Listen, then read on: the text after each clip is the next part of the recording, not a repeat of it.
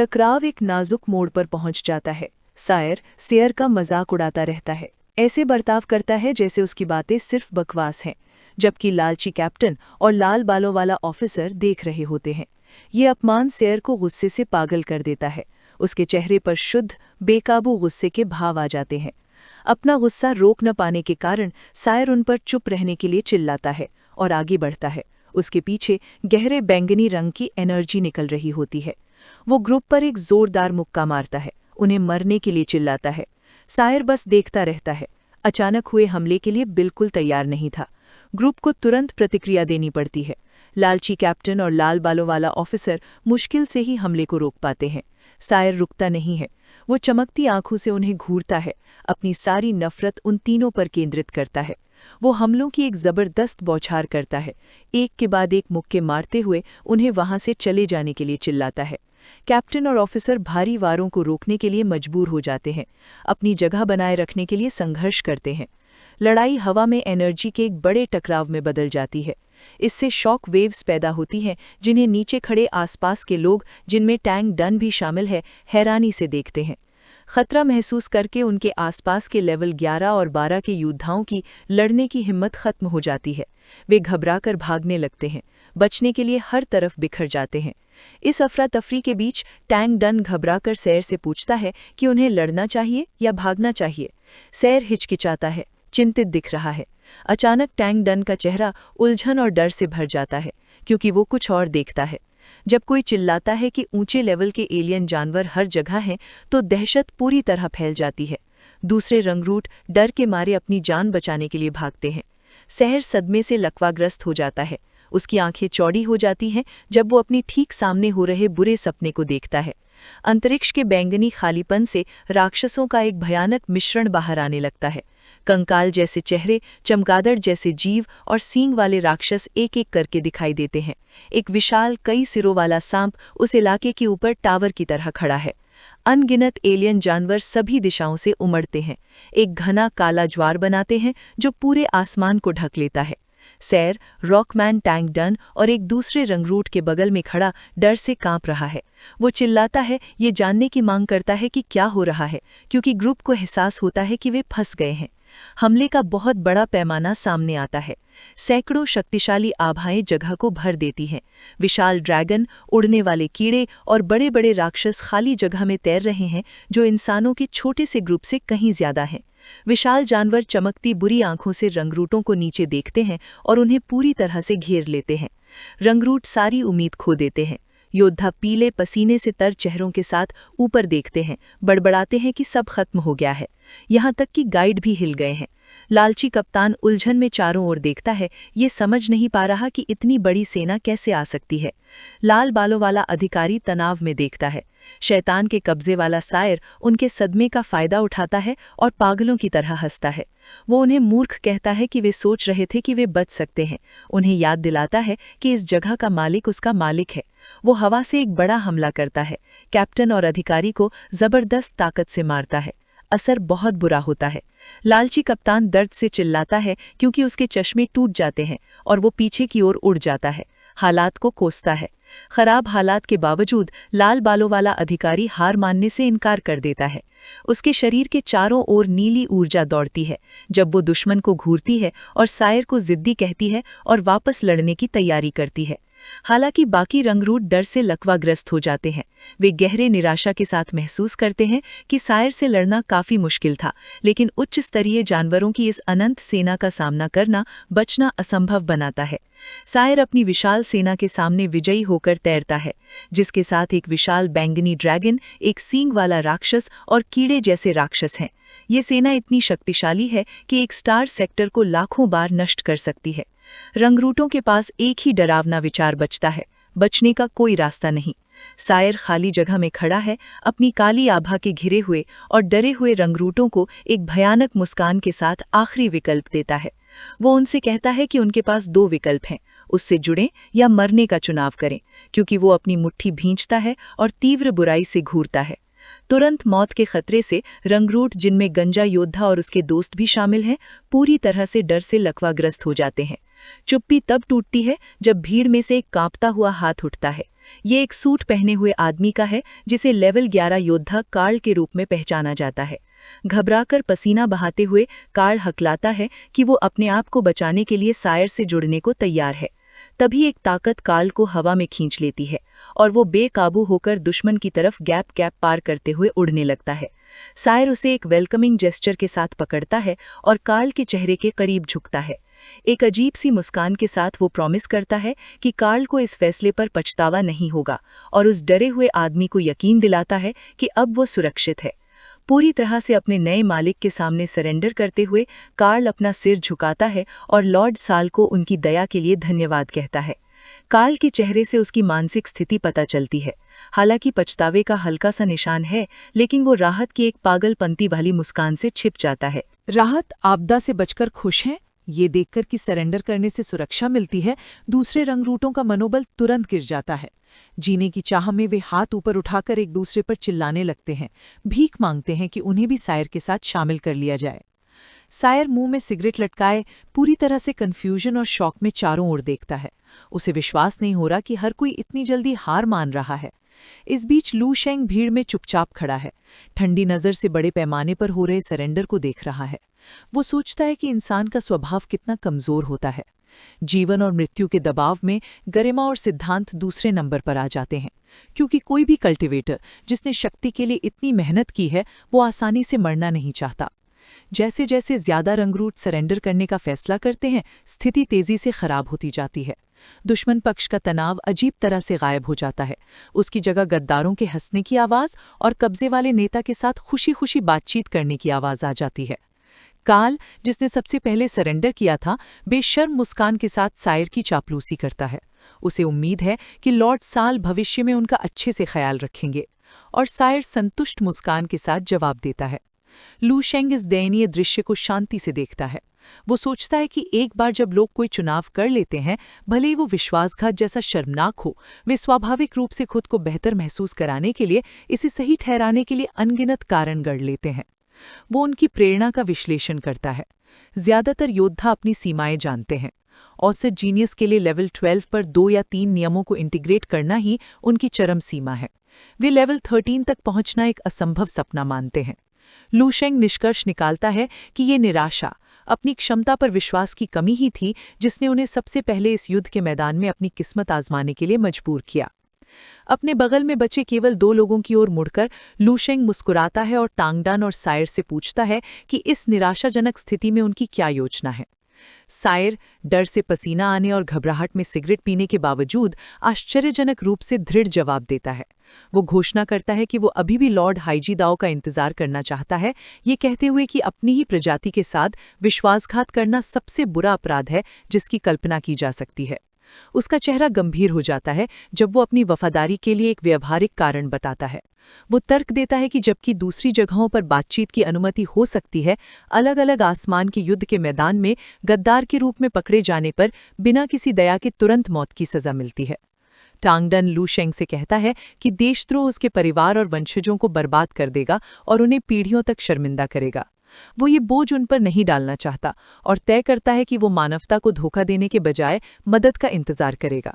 ये तार्किक और सम्मानजनक जवाब सुनकर लू शेंग टांगडन को सच्ची, पास ही लालची कप्तान देखता है कि लू शेंग के छोटे से ग्रुप ने हिलने से मना कर दिया है। जब उसे एहसास होता है कि उसे पूरी तरह से अकेला नहीं छोड़ा गया है, तो उसके घायल चेहरे पर राहत की भावना छा जाती है। नैतिक जीत के इस पल का फायदा उठाते हुए लालची कप्तान सायर पर चिल्लाता है। वो गर्व से लू शेंग और उसके दोस्तों की ओर इशारा करता है, उस जानवर को ताना मारता है कि हर कोई कायर नहीं होता जो मौत से डरता है, ये साबित करते हुए कि कुछ इंसानों में अभी भी हिम्मत है। अपने चेहरे पर शैतानी मुस्कान के साथ कब्जे वाला सायर बचे हुए लोगों का मजाक उड़ाता है। पूछता है कि क्या उन्हें सच में लगता है कि उनका मालिक अभी भी उन्हें बचाने आ रहा है। लालची कप्तान और लाल बालों वाला ऑफिसर उसे भ्रम और गुस्से से देखते हैं और जानना चाहते हैं कि उसका क्या मतलब है। सायर अपने नए फॉलोअर्स के सामने गर्व से खड़ा होता है, ताना मारता है कि लेवल 13 के एक्सपर्ट के लिए दूरी मायने नहीं रखती, इसलिए अब तक मदद आ जानी चाहिए थी। वो अपनी बाहें फैलाता है, घूमती हुई काली ऊर्जा छोड़ता है और एक भयानक सच्चाई बताता है। विनाश के महान स्वामी ने पहले ही लॉर्ड हाईजी दाओ के दिमाग से उनके बचाव मिशन की याददाश्त मिटा दी है। सायर पागलों की तरह हंसता है। उन्हें बताता है कि जिस मदद के लिए वो प्रार्थना कर रहे हैं वो शायद बेस पर चाय पी रही होगी और उन्हें उनके अस्तित्व के बारे में बिल्कुल पता नहीं होगा। इससे सिर्फ बेवकूफ़ी एक ऐसे बचाने वाले का इंतजार करेंगे जो कभी नहीं आएगा। इस खुलासे से गाइडों को गहरा झटका लगता है। लालची कप्तान अविश्वास में चिल्लाता है, जबकि लाल बालों वाला ऑफिसर निराशा में कोसता है। उनकी उम्मीद टूट जाती है। उनके बगल में सायर का संकल्प टूटने लगता है। वो डरी हुई नज़र से लू शेंग की ओर मुड़ता है, पूछता है कि क्या वे पूरी तरह से खत्म हो गए हैं, और भीख मांगता है कि उन्हें अब क्या करना चाहिए। हालांकि लू शेंग को देखकर सायर रुक जाता है। वो देखता है कि निराशाजनक खबर के बावजूद लू शेंग अपने सामान्य शांत भाव बनाए रखता है। इससे सायर को आश्चर्य होता है कि क्या इस रहस्यमयी आदमी के पास अभी भी कोई समाधान है। लेकिन घबराहट जल्दी ही फिर से हावी हो जाती है। सायर और टांगडन एक दूसरे को गले लगाते हैं, मजाकिया आंसुओं की धारा बहाते हुए रोते हैं कि हाईजी दाओ के बिना वे वहीं मरने वाले हैं। लू शेंग उन्हें तेज डांट लगाकर बीच में रोकता है और पूछता है कि क्या वे सच में दुश्मन की हर बात पर आज्ञाकारी छोटे मेमनों की तरह विश्वास करते हैं। अपने हाथ जेबों में डालकर वो शांति से सायर के झूठ का पर्दाफाश करता है। वो समझाता है कि हाईजी दाओ जैसे लेवल 13 के एक्सपर्ट की याददाश्त को आसानी से मिटाने के लिए किसी और भी ज्यादा मजबूत, कम से कम लेवल 14 की हस्ती की जरूरत होगी। शांत, तार्किक नज़र से वो उन्हें साफ सोचने के लिए कहता है। ये वीडियो का अंत है। अगर आप लोग अगला भाग देखना चाहते हैं तो हमारे चैनल को सब्सक्राइब करें। लू शेंग की बात सुनकर साया की घबराहट अचानक समझ में बदल जाती है। वो अपनी मुट्ठी भींचता है और चिल्लाता है कि साया जरूर झूठ बोल रहा है। उसे यकीन है कि लॉर्ड हाई जिदाओ निश्चित रूप से उन्हें बचाने के रास्ते में है। हालांकि लू शेंग प्रैक्टिकल रहता है। वो अपने उम्मीद भरे दोस्त से कहता है कि उनकी स्थिति को देखते हुए बचाव का इंतजार करना बहुत मुश्किल है। वो बताता है कि अगर दुश्मन सच में सर्वशक्तिमान होता तो साया सिर्फ भर्ती करने के लिए ये खेल खेलकर समय बर्बाद नहीं करता। खाली लाल जमीन पर खड़े तीनों दोस्तों के सामने एक मुश्किल चुनाव है। साया निराशा में हाथ ऊपर करता है, पूछता है कि अगर इंतजार करने का मतलब सिर्फ मरना है तो उन्हें क्या करना चाहिए। उसके बगल में चट्टान जैसा आदमी टैंग डुन गंभीर चेहरे के साथ अपने हाथ बांध लेता है। वो कहता है कि उनके पास सिर्फ दो भयानक विकल्प हैं, दुश्मन से मिल जाना और इंसानियत के गद्दार बनना, या यहीं रहकर मारे जाना। उसे डर है कि उनके लिए कोई तीसरा रास्ता नहीं है। अचानक साया के सिर के ऊपर एक आइडिया आता है। आत्मविश्वास से भरे थोड़े अजीब से चेहरे के साथ वो हवा में एक उंगली उठाता है। वो उत्साह से अपने दोस्तों को अपनी योजना समझाता है। उन्हें अभी जिंदा रहने के लिए सरेंडर करने का नाटक करना चाहिए। फिर जिस पल लॉर्ड हाई जिदाओ आएंगे वे पलटकर अंदर से जानवरों पर हमला कर सकते हैं। वो उनसे पूछता है कि उन्हें उसकी रणनीति कैसी लगी। टैंगडुन प्रभावित होता है, अंगूठा दिखाता है और साया को यह सोचने के लिए जीनियस कहता है। इस बीच भर्ती हुए लोगों की भीड़ दो ग्रुप में बट गई है। कुछ योद्धाओं ने पहले ही घुटने टेक कर साया का साथ देने का फैसला कर लिया है, जबकि बाकी खड़े हैं, हिचकिचा रहे हैं या आखिर तक जानवरों से लड़ने की कसम खा रहे हैं। साया अपनी नई सेना और विरोध करने वाले बचे हुए लोगों के सामने खड़ा है। वो घोषणा करता है कि उसने उन्हें चुनने का काफी मौका दिया है। जो लोग शामिल होने से मना करते हैं उन पर वो शैतानी मुस्कान के साथ नीली एनर्जी चमकती है। वो उनसे कहता है कि अगर वे इतनी बुरी तरह मरना चाहते हैं तो वो उन्हें नहीं रोकेगा, और वो हमला शुरू करने का इशारा करता है। तुरंत अफरा तफरी मच जाती है। विशाल एलियन जानवर और जिन पर कब्जा किए गए रंगरूट आगे बढ़ते हैं, एनर्जी और खून के हिंसक धमाके के साथ बचे हुए लोगों से टकराते हैं। साया का ध्यान उन रंगरूटों के ग्रुप पर जाता है जिन्होंने अभी अभी उसके सामने सरेंडर किया था। वे घबराए हुए और परेशान दिख रहे थे कि क्या करें। वो उन्हें भी हमला करने का आदेश देता है और चेतावनी देता है कि उसके साथ जुड़ने के लिए सिर्फ बातों से ज्यादा कुछ चाहिए। एक क्रूर मुस्कान के साथ वो उन्हें स्वीकार करने के लिए एक भयानक शर्त रखता है। उनमें से हर एक को अपने किसी पुराने साथी को मारकर अपने हाथों पर खून लगाना होगा। वो एक शैतान की तरह मुस्कुराता है, उसकी आंखें लाल चमक रही थीं, और उन्हें चेतावनी देता है कि अगर वे ऐसा नहीं कर पाए तो वे भी दूसरों की तरह मारे जाएंगे। विद्रोहियों के चेहरे गंभीर हो जाते हैं। उन्हें एहसास होता है कि बाद में सौर को धोखा देने के लिए सरेंडर करने का विचार सिर्फ साया का नहीं था, लेकिन अब उन्हें सिर्फ जिंदा रहने के लिए असली हिंसा करने के लिए मजबूर किया जा रहा है। अराजकता तुरंत और बढ़ जाती है जब एक विशाल कीड़े जैसा एलियन जानवर अपना डरावना मुंह खोलता है और जोर से दहाड़ता है। राक्षस अपने शरीर को जोर से जमीन पर पटकता है, पथरीली जमीन को कुचल देता है और रंगरूटों को धूल और मलबे के बादल बादल में हवा में उड़ा देता है। इस तबाही के बीच युद्ध के मैदान में स्वार्थी मानसिकता हावी हो जाती है। जो लोग अपना ख्याल नहीं रखते उन्हें स्वर्ग और पृथ्वी दोनों नष्ट कर देते हैं। साया और टैंगडन घबरा कर देखते हैं कि धोखेबाजों का ग्रुप साया के खून के समझौते को पूरा करने के लिए बेताब है। अपने हथियार निकालकर आगे बढ़ता है और बचे हुए लोगों को मरने के लिए चिल्लाता है। लड़ाई जानलेवा हो जाती है। लाल बालों वाला ऑफिसर और पेटू कैप्टन लाइन बनाए रखने के लिए संघर्ष करते हैं। उनकी एनर्जी शील्ड कब्जे किए गए लेवल 12 योद्धाओं के लगातार हमलों से जोर से टकराती हैं और वे हमले को मुश्किल से रोक पाते हैं। लेवल 11 के बचे हुए तुरंत धोखेबाजों के मुख्य निशाने बन जाते हैं।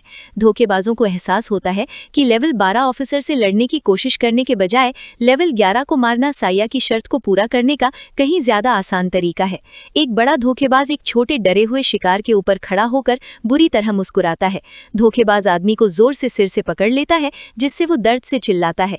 घबराहट फैल जाती है जब साया को एहसास होता है कि वे पूरी तरह से जानवरों, सायर और अब धोखेबाजों से घिरे हुए हैं। बचने का कोई रास्ता नहीं बचा है। अचानक साया के सिर के पीछे एक मानसिक मुस्कान के साथ दिखाई देता है। एक तलवार ऊंची करके साया को अपना इनाम बताता है। हथियार जानलेवा ताकत से नीचे आता है, लेकिन ठीक समय पर पत्थर जैसा आदमी टैंगडिन बीच में आकर अपने नंगे हाथ से ब्लेड को रोककर अपने दोस्त को बचाता है। राहत मिलने पर साया एक चमकीले बैकग्राउंड में मजेदार तरीके से रोने लगता है और बहुत ज्यादा शुक्रिया के साथ टैंगडिन का नाम चिल्लाता है। लेकिन खतरा अभी खत्म नहीं हुआ है, क्योंकि एक भूत सवार योद्धा सीधे साया की तरफ दौड़ता है। हालात बहुत खराब हैं। साया पसीने और डर से भरे चेहरे के साथ भागता है, जबकि दो मजबूत धोखेबाज रंगरूट उसका पीछा करते हैं। उसे रुकने के लिए चिल्लाते हैं ताकि वे उसे मार सकें। अचानक एक हाथ आगे बढ़ता है और मजबूती से साया की कलाई पकड़ लेता है, जिससे वो वहीं रुक जाता है। साया हैरानी से पीछे मुड़कर देखता है कि उसे किसने रोका, तो उसे लू शेंग खड़ा हुआ मिलता है। वहां शांति से अपने दोस्त को पहचानकर साया का डर तुरंत उम्मीद की एक दयनीय भावना में बदल जाता है। वो रोने लगता है, लूशांग से तुरंत मदद करने के लिए चिल्लाता है। हालांकि सच्चाई उतनी ही तेजी से साया पर वापस आ जाती है। वो लूशांग को देखता है और याद करता है कि लूशांग तकनीकी रूप से उसी की तरह सिर्फ लेवल 11 का योद्धा है। वो सोचता है कि भले ही लूशांग थोड़ा मजबूत हो, लेकिन अंतर इतना कम है कि कोई फर्क नहीं पड़ेगा। उसकी उम्मीद गायब हो जाती है और उसकी जगह बर्बादी ले लेती है। वो सोचता है कि लूशांग कितना भी स्मार्ट क्यों ना हो, एक अकेला लेवल 11 दुश्मनों के लेवल 12 के ग्रुप को नहीं रोक सकता। वो नतीजा निकालता है कि वे खत्म हो गए हैं। पछतावे से भरा हुआ साया अपना सिर पकड़ लेता है। वो उस बूढ़े ज्योतिषी को कोसता है जिसने उसे यहाँ भेजा था। रोते हुए कहता है कि इस ट्रांसफर ने उसे सीधे मौत के मुंह में ढकेल दिया। वो सोचता है कि जब उसे बाहर परेशान किया जाता था तो कम से कम उसे मौत के लिए शिकार तो नहीं बनाया जा रहा था। उसके चेहरे से आंसू बहने लगते हैं, क्योंकि उसे एक गहरी बात समझ में आती है। जिंदा रहने की कीमत के मुकाबले इज्जत और गर्व का कोई मतलब नहीं है। वो पूरी तरह हार मानकर घुटनों पर गिर जाता है। कसम खाता है कि अगर वो कभी दोबारा जन्म लेगा तो वो फिर कभी इस शापित जगह पर कदम नहीं रखेगा। जब साया जमीन पर निराशा में डूबा हुआ था, लूशांग उसके बगल में खड़ा था, अपने हाथों को जेब में डाले हुए शांत और बेफिक्र दिख रहा था। वो अपने टूटे हुए दोस्त को देखता है और शांति से बताता है कि असल में इसे हल करने का एक और तरीका है। साया हैरानी से ऊपर देखता है। लूशांग की अचानक कही बातों से उसकी निराशा कुछ देर के लिए रुक जाती है। शांत और स्थिर भाव से लूशांग बताता है कि गद्दार बनने या मरने के अलावा उनके पास असल में एक तीसरा विकल्प भी है। साया खाली आंखों से देखता है, पूछता है कि ये रहस्यमयी विकल्प क्या हो सकता है। लूशांग एक डरावने रूप से आसान समाधान बताता है। उन्हें बस सायर को मारना है, सभी अजीब जानवरों को मार डालना है और उन सभी को खत्म कर देना है जिन्होंने सरेंडर किया है। वो हल्की मुस्कान के साथ कहता है कि अगर वे ऐसा करते हैं तो गद्दार बनने की जरूरत नहीं है और मरने की भी जरूरत नहीं है। इस सुझाव की सरासर हिम्मत से साया पूरी तरह हैरान रह जाता है। उसकी आंखें चौड़ी हो जाती हैं जब वो इस पागलपन भरी योजना को समझने की कोशिश करता है। उसका शौक जल्दी ही घबराहट की तेज चीख में बदल जाता है। वो समझ नहीं पाता कि लूशांग इतनी अजीब बात इतने सीधे चेहरे से कैसे कह सकता है। साया गुस्से में आगे झुकता है, लूशांग पर चिल्लाता है और पूछता है कि वो किस बारे में बात कर रहा है। वो बहस करता है कि लूशांग का लॉजिक ऐसा है जैसे कोई कहे कि वे मरना नहीं चाहते, इसलिए वे बस अमरता चुन लेंगे। हालांकि लॉजिक में टेक्निकली कोई कमी नहीं है, लेकिन समस्या ये है कि क्या ये असल में करना संभव है। वो लूशांग को दया भरी नजरों से देखता है, सोचता है कि क्या उसका दोस्त मरने से पहले आखिरी मजाक कर रहा है।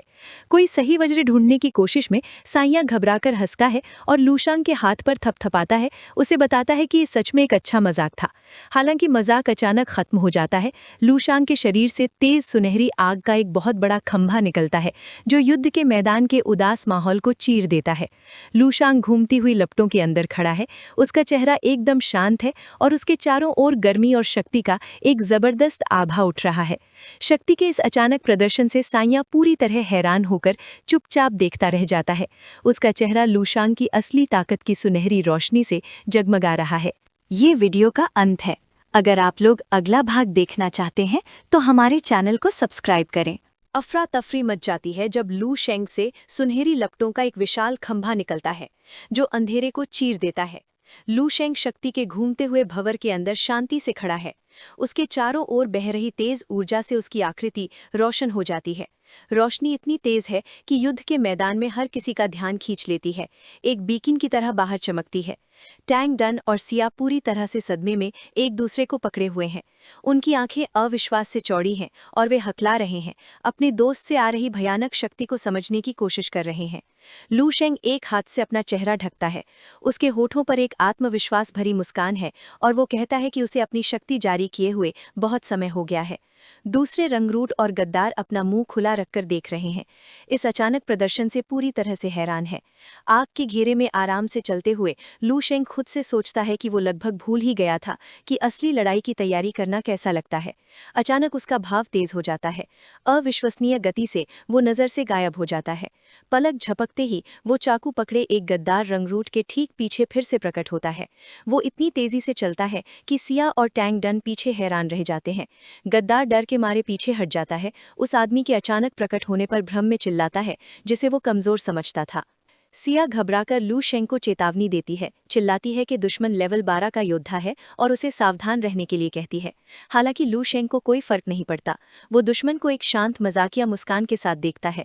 खुद को संभालते हुए गद्दार अपना हथियार लू शेंग की ओर करता है और मजाक उड़ाता है। वो दावा करता है कि लू शेंग सिर्फ डराने के लिए दिखावा कर रहा है, क्योंकि करीब से देखने पर उसकी आभा अभी भी सिर्फ लेवल 11 की लगती है। घमंडी गद्दार हमला करता है, उसका हाथ जानलेवा नुकीले काले पंजों में बदल जाता है और वो लू शेंग को उनकी शक्ति के स्तर में अंतर के बारे में ताना मारता है। नुकीली पीली ऊर्जा के विस्फोट से घिरा गद्दार एक चीख के साथ आगे बढ़ता है, मारने के इरादे से। वो अपने पंजे वाले हाथ को हिंसक रूप से नीचे घुमाता है, एक पागल की तरह हंसता है, क्योंकि उसे लगता है कि उसका पलड़ा भारी है। लेकिन लू शेंग हिलता नहीं है, उसका भाव ठंडा और शांत है, क्योंकि वो हमले को नीचे आते हुए देखता है। अचानक लू शेंग से नीली ऊर्जा का एक गोला फैलता है, जो हमले को तुरंत रोक देता है। गद्दार अदृश्य शक्ति से संघर्ष करता है, उसका हाथ कांपने लगता है जब उसे एहसास होता है कि वो आगे नहीं बढ़ सकता, जबकि लू शेंग बस उसे देखकर मुस्कुराता है। घबराहट गद्दार के आत्मविश्वास की जगह ले लेती है, वो ठंडे पसीने से भीग जाता है, ये महसूस करते हुए कि वो पूरी तरह से लकवाग्रस्त हो गया है और अपने शरीर को बिल्कुल भी हिला नहीं पा रहा है। जैसे ही उसके चारों ओर काली ऊर्जा घूमती है, वो डर के मारे हकलाने लगता है। ये पूछने पर कि लू शेंग क्या करने वाला है, लू शेंग लापरवाही से अपना हाथ उसकी ओर बढ़ाता है। अपनी उंगली के एक साधारण बिना किसी प्रयास के झटके से लू शेंग ऊर्जा का एक विनाशकारी विस्फोट करता है, जो गद्दार को उड़ा देता है। इस प्रभाव से नीली रोशनी का एक बड़ा विस्फोट होता है, जो उसके सामने की जगह को चीर देता है। शॉकवेव इतनी तेज थी कि उसने सिया और टैंग डन को पीछे धकेल दिया, जिससे वे हवा में लुढ़कते हुए चले गए। जैसे ही धूल बैठती है, लू शेंग एक हाथ जेब में और उंगली अभी भी ऊपर उठाए हुए लापरवाही से खड़ा है। उसके सामने गद्दार पूरी तरह से खत्म हो गया था, जमीन पर केवल उसका कटा हुआ पैर ही बचा था। लू शेंग अपने दुश्मन के अवशेषों को बोरियत भरे भाव से देखता है, उसने आदमी के पूरे ऊपरी शरीर को भाप बना दिया था। सिया और टैंग डन सदमे और डर से इस दृश्य को देखते रहते हैं। उन्हें विश्वास नहीं हो रहा था कि लू शेंग ने सिर्फ अपनी उंगली के झटके से एक शक्तिशाली दुश्मन को नष्ट कर दिया। सूट पहने गद्दार के लिए डर जारी रहता है, जो पूरी तरह से उलझन में खुद को नीचे देखता है। उसे डर के साथ एहसास होता है कि अब वो अपने शरीर को महसूस नहीं कर पा रहा है। घबराते हुए सोचता है कि वो सिर्फ एक आत्मा क्यों है और उसका शरीर कहाँ गया। एक शक्तिशाली खिंचाव बल अचानक उसे पकड़ लेता है, उसकी आत्मा को हिंसक रूप से नीली रोशनी के भंवर में ऊपर खींच लेता है, जबकि वो असहाय होकर चीखता है। लू शेंग शांति से जमीन पर खड़ा है, वैक्यूम बनाते हुए। गद्दार की आत्मा निर्वात में उड़ती है, किसी को बचाने के लिए चीखती है, क्योंकि वो उस भयानक आदमी की ओर खींची जा रही है। एक भयानक शिकारी जैसी मुस्कान के साथ लू शेंग अपना मुंह खोलता है और चीखती हुई आत्मा को अंदर खींच लेता है, उसे पूरी तरह से निगल लेता है। गद्दार के सार को निगलने के बाद लू शेंग संतुष्ट भरी सांस लेता है। उसकी आंखें सुनहरी जानवर जैसी रोशनी से चमकती हैं जब वो कहता है कि स्वाद बुरा नहीं था। वो लापरवाही से कांपती हुई भीड़ से पूछता है कि मेन्यू में अगला कौन है। बाकी बचे हुए रंगरूट का समूह पूरी तरह डर से जम जाता है। उन्हें एक साथ एहसास होता है और वे शौक और डर से भरे चेहरों के साथ लू शेंग को घूरने लगते हैं। लड़ने की उनकी हिम्मत पूरी तरह टूट जाती है। वे हर दिशा में भागने लगते हैं, चिल्लाते हैं कि लू शेंग एक मॉन्स्टर है और एक दूसरे से अपनी जान बचाने के लिए कहते हैं। लू शेंग उनका शारीरिक रूप से पीछा नहीं करता, इसके बजाय वो बस अपना हाथ उठाता है और अपनी हथेली में सुनहरी ऊर्जा का एक प्रवाह एकत्र करता है। एक हल्के से इशारे से वो अपनी शक्ति बढ़ाता है और सुनहरी रोशनी की किरणें खाली जगह में भेजता है ताकि भाग रहे लक्ष्यों का पीछा किया जा सके। भाग रहे देशद्रोहियों में से एक डर के मारे चिल्लाता है जब सुनहरी ऊर्जा उसे छूती है। वह उस तक पहुंचता है और तुरंत उसके डिफेंस को भेद देता है। उसके चेहरे पर दर्द का भाव आ जाता है, क्योंकि उसकी खोपड़ी के अंदर एक अदृश्य दबाव बनता है जो उसके चेहरे को बिगाड़ देता है। पलक झपकते ही उसका सिर सफेद रोशनी के धमाके के साथ फट जाता है। तारों वाला आसमान आतिशबाजी के एक भयानक नज़ारे से जगमगा उठता है। लू शेंग दूर से ही भाग रहे हर एक गद्दार के सिर को एक ही समय पर उड़ा देता है और उसने अभी अभी जो तबाही मचाई थी उसके नीचे शांति से खड़ा रहता है। हारे हुए गद्दारों के बिना सिर वाले शरीर आसमान से नीचे गिरते हैं और युद्ध के मैदान पर जा गिरते हैं, लेकिन आतंक अभी खत्म नहीं हुआ है। लाशों से नीली चमकती आत्माएं निकलती हैं जो हवा में तैर रही हैं। वे भ्रमित और डरी हुई दिखती हैं, ये समझने में असमर्थ हैं कि उनके शारीरिक रूप इतनी जल्दी कैसे नष्ट हो गए। लू शेंग, जिसके पीछे एक काला औरा उठ रहा है, शांति से खड़ा होकर आत्माओं को इकट्ठा करना शुरू कर देता है। वो अपना हाथ बढ़ाता है, एक शक्तिशाली भंवर बनाता है जो चीखती हुई आत्माओं को अपनी ओर खींचता है, उनकी बेताब गुहारों को नजरअंदाज करते हुए। इस बीच गद्दार कार्ल इस नरसंहार से बचने की बेताब कोशिश करता है। वो घबराया हुआ दिखते हुए खाली जगह में भागता है।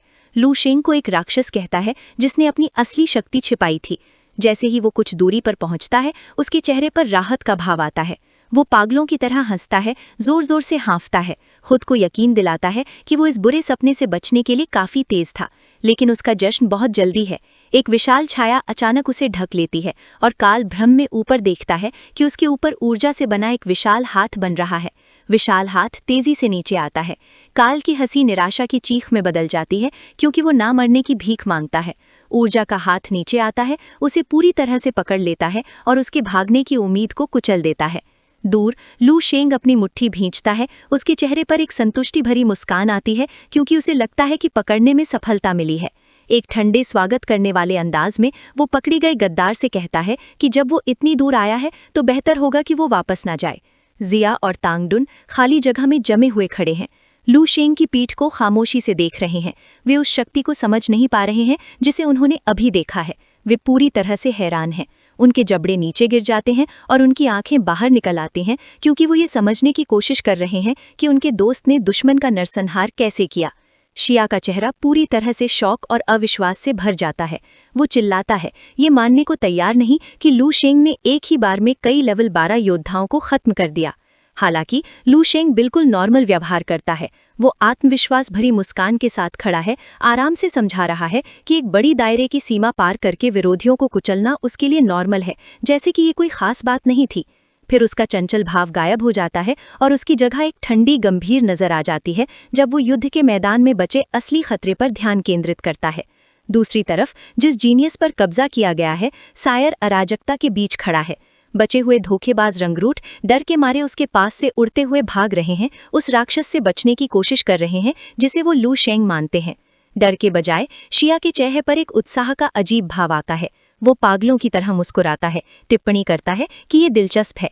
वो मानता है कि उसने कभी उम्मीद नहीं की थी कि लू शेंग जैसा कोई टीम में छिपा होगा, और वो सचमुच हैरान है। शिया अपना आत्मविश्वास बनाए रखने के लिए लू शेंग की ताकत को तर्कसंगत बनाने की कोशिश करता है। वो ताना मारता है, दावा करता है कि हालांकि लू शेंग ने 5 लेवल 12 योद्धाओं को मार डाला, पीड़ित कमजोर लड़ाके थे जिन्होंने मुश्किल से एक नियम को मिलाया।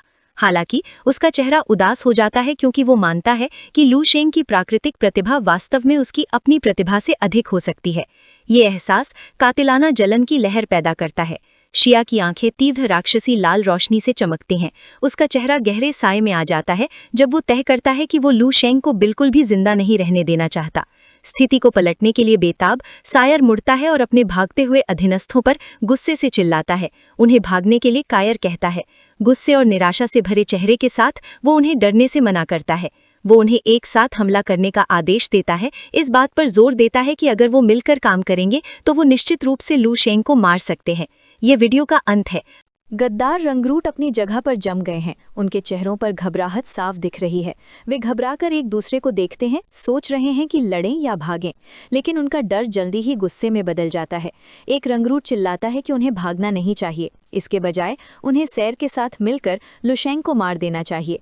उनमें गलत आत्मविश्वास की एक लहर दौड़ जाती है। वे खुश होने लगते हैं। उन्हें यकीन हो जाता है कि लुशेंग जैसा ताकतवर भी उनकी मिलीजुली ताकत का सामना नहीं कर पाएगा। इस नए जोश से भरकर वे अपने मेता से आदेश लेने के लिए मुड़ते हैं। सैर मुस्कुराता है, उनकी लड़ने की भावना वापस देखकर खुश होता है। दूर से लुशेंग बस उनकी तैयारियों को देखता है। उसका चेहरा शांत और बिल्कुल बेफिक्र है।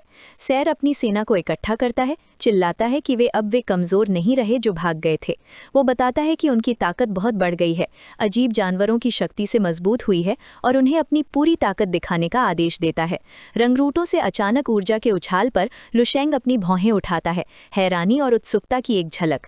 इस सब को हमेशा के लिए खत्म करने के लिए तैयार एक गुस्से में भरा सैर अपने चारों ओर मौजूद अजीब जानवरों की सेनाओं को आदेश देता है। राक्षस कान फाड़ देने वाली दहाड़ लगाते हैं, अकेले योद्धा पर हमला करने के लिए रंगरूटों के साथ शामिल होने के लिए तैयार। युद्ध के मैदान में एक भयानक दबाव भर जाता है। रंगरूट विशाल जानवरों पर चढ़ जाते हैं और उनकी आभा मिलकर अंधेरी ऊर्जा की एक विशाल लहर बन जाती है। किनारे से सैर और टैंगडन डर के मारे देखते हैं। हमले का पैमाना बहुत बड़ा है और उन्हें एहसास होता है कि वे अपने दोस्त की मदद करने के लिए भी इतने कमज़ोर हैं कि उसके पास नहीं जा सकते। एक विशाल चमकते सफ़ेद भेड़िए पर जीत के साथ बैठा सैर आखिरी आदेश देता है, आगे बढ़ो और लुशेंग को मार डालो। गद्दारों और जानवरों की मिलीजुली सेना आगे बढ़ती है। एक विशाल बैंगनी राक्षस पर सवार एक रंगरूट हमले का नेतृत्व करता है। लुशेंग की ओर बढ़ते हुए एक शाप चिल्लाता है। फिर भी जब ये जबरदस्त ताकत उसकी ओर गरजती है तो लुशेंग बिल्कुल शांत रहता है। उसके हाथ जेब में है, पूरी तरह से बेफिक्र दिख रहा है। अचानक आसमान में एक विशाल छायादार पंजा दिखाई देता है जो लुशेंग को कुचलने के लिए नीचे आता है। लुशेंग मुश्किल से ही हिलता है। उसका चेहरा हल्की चिड़चिड़ाहट में बदल जाता है जब वो बड़बड़ाता है, कितना शोर है, बिना किसी चेतावनी के। लुशेंग के शरीर से नीली ऊर्जा का एक घूमता हुआ बवंडर निकलता है जो उसके चारों ओर एक अभेद्य बाधा बनाता है। आंधी इतनी शक्तिशाली है कि विशाल सांपों पर सवार रंगरूटों का संतुलन बिगड़ जाता है। वे केवल सदमे में देख सकते हैं क्योंकि उनके हमले को आसानी से नाकाम कर दिया जाता है। बाकी हमलावर पीछे की ओर उड़ जाते हैं, दर्द से चिल्लाते हैं क्योंकि शॉकवेव उनके गठन को तोड़ देती है। यहाँ तक कि हमले के नेता सैर को भी भारी दबाव के खिलाफ खुद को संभालना पड़ता है। वो अपने दांत पीसता है, लुशेंग की शक्ति की सरासर घनत्व पर विश्वास नहीं कर पाता है। ऊर्जा का बवंडर एक बड़े विस्फोट में फैलता है जो पूरे क्षेत्र को साफ कर देता है। नए बने गड्ढे के केंद्र में लुशेंग पूरी तरह से अछूता खड़ा है, जैसे युद्ध का देवता विनाश का सर्वेक्षण कर रहा हो। गड्ढे से नीली रोशनी का एक स्तंभ निकलता है जो आसमान में ऊंचा उठता है और अविश्वसनीय बल के साथ बादलों को चीरता है। जब धूल आखिरकार बैठती है तो जिंदा बचे रंगरूट जमीन पर कांपते हुए रह जाते हैं। वे लुशेंग को पूरी निराशा से देखते हैं, ये महसूस करते हुए कि अपनी संयुक्त शक्ति के साथ भी वे उसे छू भी नहीं पाए। विनाश के केंद्र में लुशेंग पूरी तरह से स्थिर और आराम से खड़ा है। जिंदा बचे गद्दार उसे केवल डर से देख सकते हैं, हिलने डुलने में बहुत हिचकिचाते हैं। उसके हाथ अभी भी उसकी जेब में है। वो एक पूर्ण शांति की आभा बिखेरता है जो उसके आसपास की अराजकता और विनाश के बिल्कुल विपरीत है। उसके होठों पर हल्की मुस्कान है जब वो सोचता है कि अभी क्या हुआ। उसे आश्चर्य होता है कि एक साधारण आकस्मिक दहाड़ इतनी विनाशकारी शक्ति कैसे पैदा कर सकती है। वो हमले की यांत्रिकी के बारे में सोचता है। उसने केवल लगभग 30 अमर कोशिकाओं की शक्ति का उपयोग करने का इरादा किया था, लेकिन उसे आश्चर्य हुआ कि उसके डांटियन में अमर दाव का विशाल सुनहरा कोर अपने आप सक्रिय हो गया। शक्तियों का ये संलयन उसे उसके पिछले जीवन के उपन्यासों से मिथिकल शेर की दहाड़ तकनीक की याद दिलाता है। हालांकि उसे पता चलता है कि ये संस्करण लाखों गुना ज्यादा शक्तिशाली है, वास्तव में एक दिव्य तकनीक है। वो अपनी शक्ति को एक सफेद ड्रैगन और एक काले ड्रैगन के रूप में देखता है जो यिन यांग प्रतीक के चारों ओर घूम रहे हैं। ये उसके सिद्धांत की पुष्टि करता है। अमर दाव और मार्शल दाव का संलयन इसके हिस्सों के योग से कहीं अधिक शक्ति बनाता है। अब वो समझता है कि ये संलयन उसके सबसे बुनियादी कार्यों को भी, जैसे सांस लेना, घातक आक्रमणों में बदल देता है। इतनी शक्तिशाली बॉडी के साथ वो निष्कर्ष निकालता है दिव्य तकनीकें अपने आप बन जाती हैं। उसके विचार बीच में ही रुक जाते हैं जब वो अपना सिर घुमाता है। उसकी नज़र बचे हुए दुश्मनों पर पड़ती है। लगता है अभी भी कुछ दाग साफ करने बाकी हैं। वो ठंडे लहजे में कहता है। उसकी आंखें बचे हुओं पर पैनी चमक के साथ टिक जाती हैं, जो लाश के साथ चमक रही होती हैं। बचे हुए गद्दार डर के मारे जम जाते हैं। वे घबराकर चिल्लाते हैं जब उन्हें एहसास होता है कि अब उस मॉन्स्टर का ध्यान उन पर है। लुशैंग तेजी से हरकत में आता है। इतनी तेजी से वो रोशनी की एक धुंधलाहट बन जाता है। वो हवा में तेजी से उड़ता है और ताबड़तोड़ हमले करता है, जिससे डरे हुए योद्धा एक एक करके आसमान से नीचे गिरने लगते हैं। पलक झपकते ही दर्जनों दुश्मन मार दिए जाते हैं। उनके बेहोश शरीर हवा में ऐसे गिरते हैं जैसे धागे से कटी हुई कठपुतलियां हों। बिजली की तरह लू शेंग आखिरी बचे हुए कुछ दुश्मनों पर टूट पड़ता है। जैसे ही वो नीचे गिरता है, उनके दिमाग में पूरी तरह से निराशा भर जाती है। सुरक्षित दूरी से देखते हुए सिया और तांग डुन सदमे से जम जाते हैं। उनके चेहरे पीले पड़ जाते हैं। सिया हकलाता है। ये विश्वास नहीं कर पा रहा कि लू शेंग ने अकेले ही पूरी दुश्मन सेना को खत्म कर दिया है। लाल बालों वाला अधिकारी और लालची कप्तान भागते हुए आते हैं। वे भी उतने ही डरे हुए दिखते हैं। कप्तान घबराकर पूछता है कि क्या वे लू शेंग को पहले से जानते थे। इस राक्षस के बारे में कोई भी जानकारी पाने के लिए बेताब।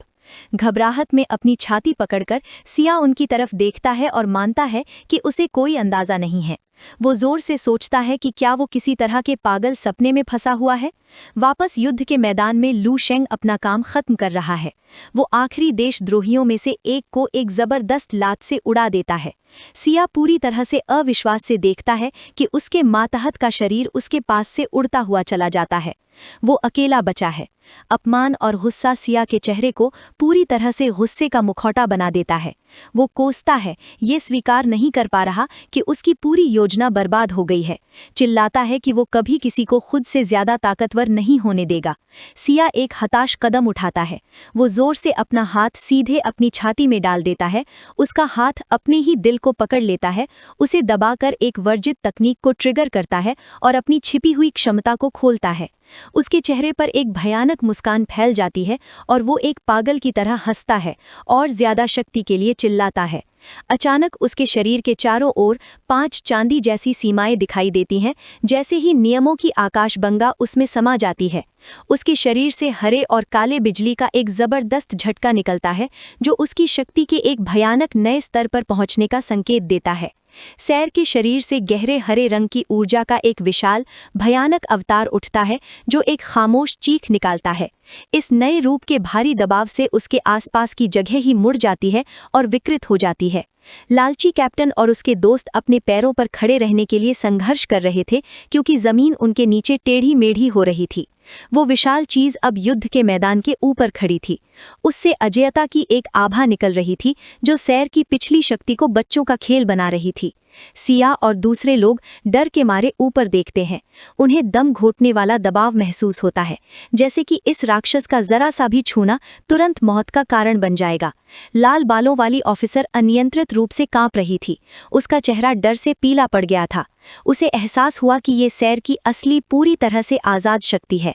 विशाल हरा राक्षस नीचे छोटी आकृतियों को अपनी चमकती जाली जैसी आंखों से घूर रहा था। ऐसा लगता था कि कोई भी, यहाँ तक कि लियू भी, इतनी जबरदस्त शक्ति का सामना नहीं कर सकता। अपने डर के बावजूद लालची कैप्टन आशावादी बनने की कोशिश करता है।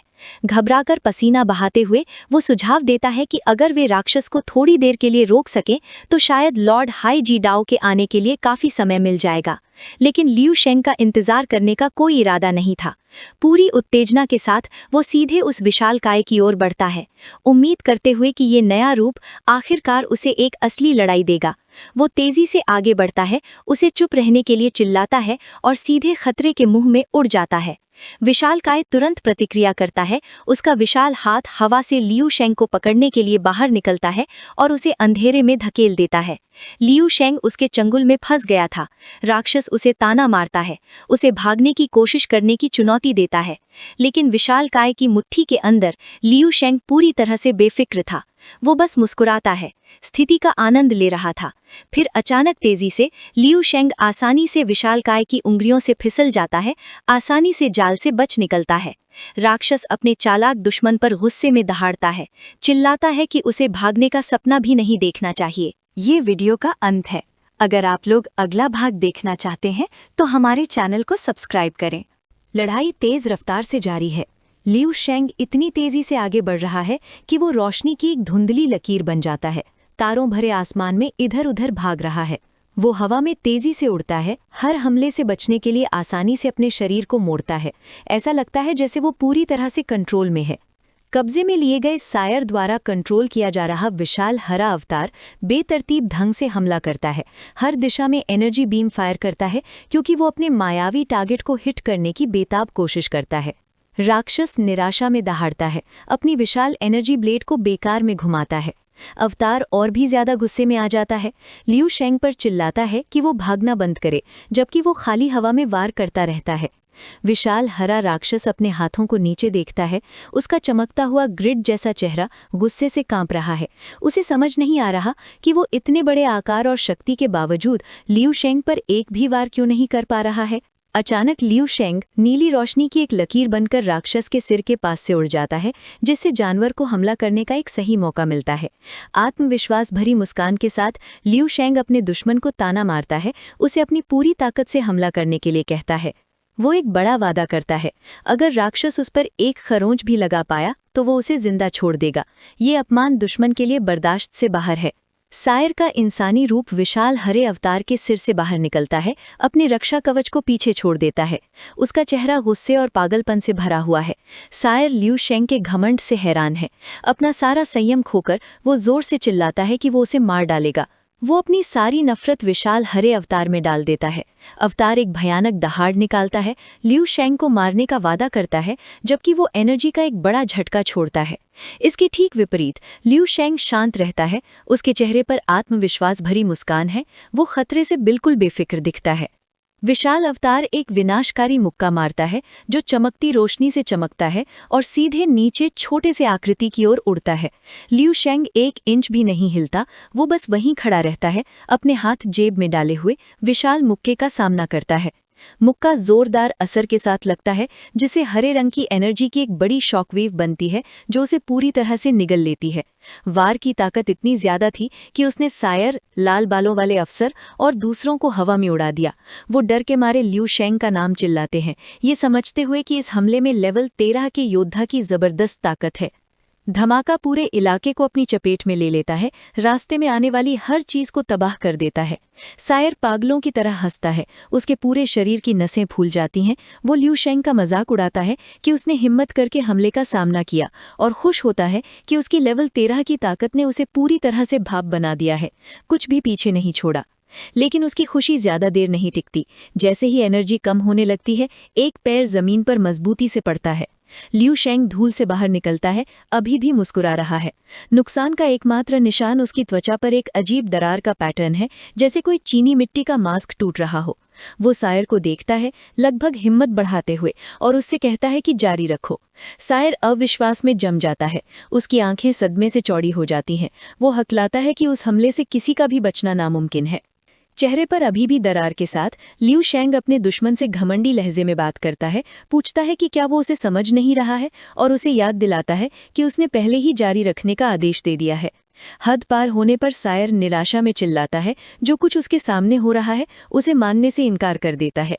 पूरी तरह से होश खोकर सायर विशाल हरे अवतार से मुक्कों की जोरदार बौछार करवाता है और साथ ही लियू शेंग को मरने के लिए चिल्लाता है। लेकिन लियू शेंग अपनी जगह पर खड़ा रहता है, बिना पलक झपकाए हर एक जोरदार मुक्का सहता है। इस क्रूर हमले के बावजूद सायर को डर के साथ एहसास होता है कि इसका अभी भी कोई असर नहीं हो रहा। लियू शेंग मुक्कों के तूफान के बीच खड़ा है, पूरी तरह से बेअसर दिख रहा है। वो बस अपने हमलावर से कहता है कि जारी रखो। किनारे से देखते हुए सायर और टांगडुन डर से जम जाते हैं। उन्हें विश्वास नहीं हो रहा कि वो क्या देख रहे हैं, और वो सिर्फ लियू शेंग का नाम चिल्ला सकते हैं जैसे ही सायर एक और मुक्का मारता है। लियू शेंग शांति से कहता है कि उसके मुक्के बहुत कमजोर हैं। मजाकिया मुस्कान के साथ वो सायर को और भी ज्यादा चिढ़ाता है, पूछता है कि क्या उसने ठीक से खाना नहीं खाया है। ये आखिरी अपमान सायर के लिए आखिरी तिनका होता है। वो पूरी निराशा में चिल्लाता है, ये जानने की मांग करता है कि लियू शेंग क्यों नहीं मर रहा है। उसका चेहरा पूरी तरह से पागलपन का मखौटा बन गया है, क्योंकि वो पूरी तरह से टूट गया है। ये समझ नहीं पा रहा कि उसका दुश्मन मर क्यों नहीं रहा है। ऊपर से सियान एनर्जी का एक बहुत बड़ा धमाका होता है जो लियू शेंग को पूरी तरह से घेर लेता है और जमीन को फाड़ देता है। विशाल हरे अवतार के सिर के अंदर से सायर नीचे तबाही को देखता है। उसे यकीन है कि वो आखिरकार जीत गया है। वो एक पागल की तरह जोर जोर से हंसने लगता है। शेखी बघारता है कि अब लियू शेंग को पता चल गया है कि उसकी शक्ति कितनी डरावनी है। लेकिन जैसे ही धूल बैठती है, लियू शेंग अभी भी वहीं खड़ा है, पूरी तरह से अनहार्म्ड और बोर दिखता है। वो सीधा खड़ा होता है, खुद को ऐसे झाड़ता है जैसे कुछ हुआ ही ना हो, और निराशा से पूछता है कि सायर के पास बस इतना ही था। लियू शेंग के चारों ओर सुनहरे रून्स तैरने लगते हैं, जबकि वो अपने दुश्मन को पूरी नफरत से घूरता है। ठंडे लहजे में कहता है, उसे कचरा कह रहा है। वो सायर का मजाक उड़ाता है, कहता है कि एक जानवर का नौकर बनने और इतनी ज्यादा काली ऊर्जा सोखने के बाद भी वो अभी भी बहुत कमजोर है। सायर को बेकार बताते हुए लियू शेंग अपना हाथ उठाता है, एक चकाचौंध करने वाली रोशनी इकट्ठा करता है जो लड़ाई के खत्म होने का संकेत देती है। रोशनी की किरणें अंदर से विशाल हरे अवतार को भेद देती हैं। सायर सिर्फ डर के मारे देख सकता है, क्योंकि उसका अंतिम रूप बिखर जाता है। ये समझने में असमर्थ कि लियू शेंग की जबरदस्त शक्ति कहाँ से आती है। उसका घमंड पल भर में गायब हो जाता है। मौत के डर से घबराकर वो किसी को बचाने के लिए बेताब होकर चिल्लाता है। जब वो घबराता है तो उसकी आंखों से आंसू बहने लगते हैं। अपने मालिक से बीच में आकर उसे बचाने की भीख मांगता है, लेकिन उसकी विनतियों का जवाब चुप्पी से मिलता है। सुनहरी ऊर्जा का एक विशाल खंबा फूटता है, अपने रास्ते में आने वाली हर चीज को मिटा देता है और आसमान को रोशन कर देता है। शॉकवेव इतनी तेज थी कि सायर को अपना चेहरा ढकना पड़ा। वो विस्मय से चिल्लाता है, भयानक ऊर्जा को महसूस करता है और महसूस करता है कि ये सब विशाल शक्ति लियू शेंग से आ रही है। विशाल सुनहरा विस्फोट फीका पड़ जाता है। पीछे गुलाबी और बैंगनी धुंध के घूमते हुए बादल छोड़ जाता है, जो अब शांत युद्ध के मैदान में तैर रहे हैं। एक गहरा अराजक भंवर शून्य में घूमता है, बची हुई ऊर्जा को सोख लेता है, जैसे ही धूल जमने लगती है। लियू शेंग शांति से अपने हाथों को जेब में डाले हुए विनाश के बीच खड़ा है। चट्टान और ऊर्जा के नुकीले टुकड़े उसके चारों ओर बरसते हैं, लेकिन वो पूरी तरह से अछूता रहता है। उसके सामने तैरता हुआ उसके प्रतिद्वंदी का एकमात्र बचा हुआ हिस्सा है, सायर का कटा हुआ सिर। लड़ाई खत्म हो गई है। सायर, वो जीनियस जिसने अपनी शक्ति को लेवल 13 तक बढ़ाया था, मर चुका है। उसका कटा हुआ सिर अंतरिक्ष में गिरता है। उसकी आंखें चौड़ी और बेजान हैं, हमेशा के लिए शुद्ध आतंक की नज़र में जमी हुई हैं। लियू शेंग सिर को उसके लाल बालों से पकड़ता है, उसे लापरवाही से पकड़े हुए हैं जबकि खून टपक रहा है। वो उस भयानक ट्रॉफी को ठंडी, भावहीन नज़र से देखता है, जिसने अभी अभी उस दुश्मन का कत्ल किया था जिसने बाकी सभी को डरा दिया था। सायर और चट्टान वाला आदमी टांग डून सिर्फ देख सकते हैं, पूरी तरह से लकवाग्रस्त। वे सदमे से अपनी आंखें चौड़ी करके जमे हुए खड़े हैं। जो उन्होंने अभी देखा है और जो उन्होंने अभी देखा है उससे पूरी तरह से अवाक हैं। लाल बालों वाला कप्तान और लाल बालों वाला अधिकारी उनसे जुड़ते हैं, पूरी तरह से अविश्वास और डर से लियू शेंग को घूरते हैं। वे जो देख रहे थे उस पर विश्वास नहीं कर पा रहे थे, सोच रहे थे कि लियू शेंग कोई राक्षस है। वो लेवल 11 का योद्धा लग सकता है, लेकिन उसके पास इतनी जबरदस्त शक्ति है कि वो आसानी से लेवल 13 वाले को मार सकता है। लाल बालों वाली ऑफिसर डर और हैरानी के मिले जुले भाव से कांप रही थी। उसका दिमाग ये समझने की कोशिश कर रहा था कि उसने अभी अभी क्या देखा है। वो सोच रही थी कि क्या उसने कोई चमत्कार देखा है या लियू शेंग कोई भगवान है। पत्थर जैसा आदमी टांग डून पूरी तरह से मानने को तैयार नहीं था, चिल्ला रहा था कि वो जरूर सपना देख रहा है और उसे सोने जाना चाहिए। लेकिन सायर उसके दोस्त को पकड़ लेता है और उसे सच्चाई का सामना करने के लिए मजबूर करता है। ये हकीकत है और लियू शेंग ने सच में सायर को मार दिया। अभी भी अविश्वास में टांग डून अपनी आंखें मलता है। उसका दिमाग जो हुआ उसे मानने से इनकार कर रहा था और बड़बड़ाता है कि उसे भी नींद आ रही है। अचानक लियू शेंग ऊपर देखता है, एक नई मौजूदगी को महसूस करते हुए। उसके ऊपर आसमान में एक विशाल छायादार लाल प्राणी दिखाई देता है। उसमें से एक गहरी आवाज आती है जो लियू शेंग से पूछती है कि क्या वो आखिरकार भागना बंद कर चुका है। वो विशाल प्राणी एक अकेली चमकती हुई सफेद आंख से नीचे घूरता है, जो लियू शेंग को पूरी तरह से बौना बना देता है। लेकिन लियू शेंग बिल्कुल भी डरा हुआ नहीं है।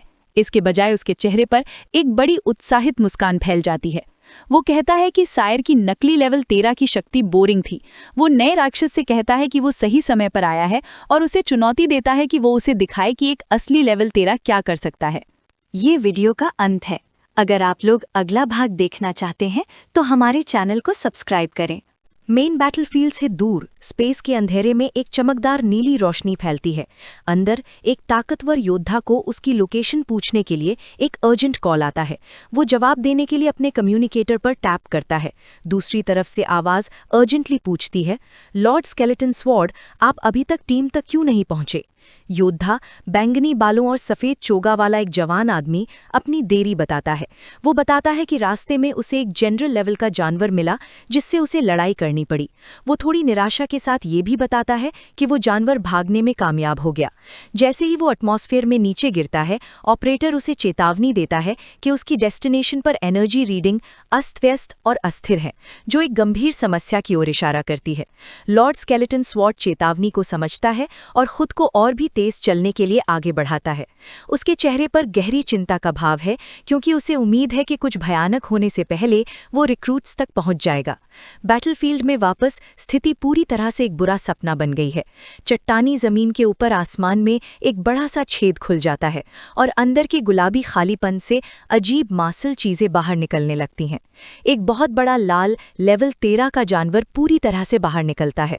उसका शरीर आंखों और टेंटिकल्स का एक डरावना कैनवस है और वो जमीन पर मौजूद सभी लोगों पर खतरनाक तरीके से मंडराता है।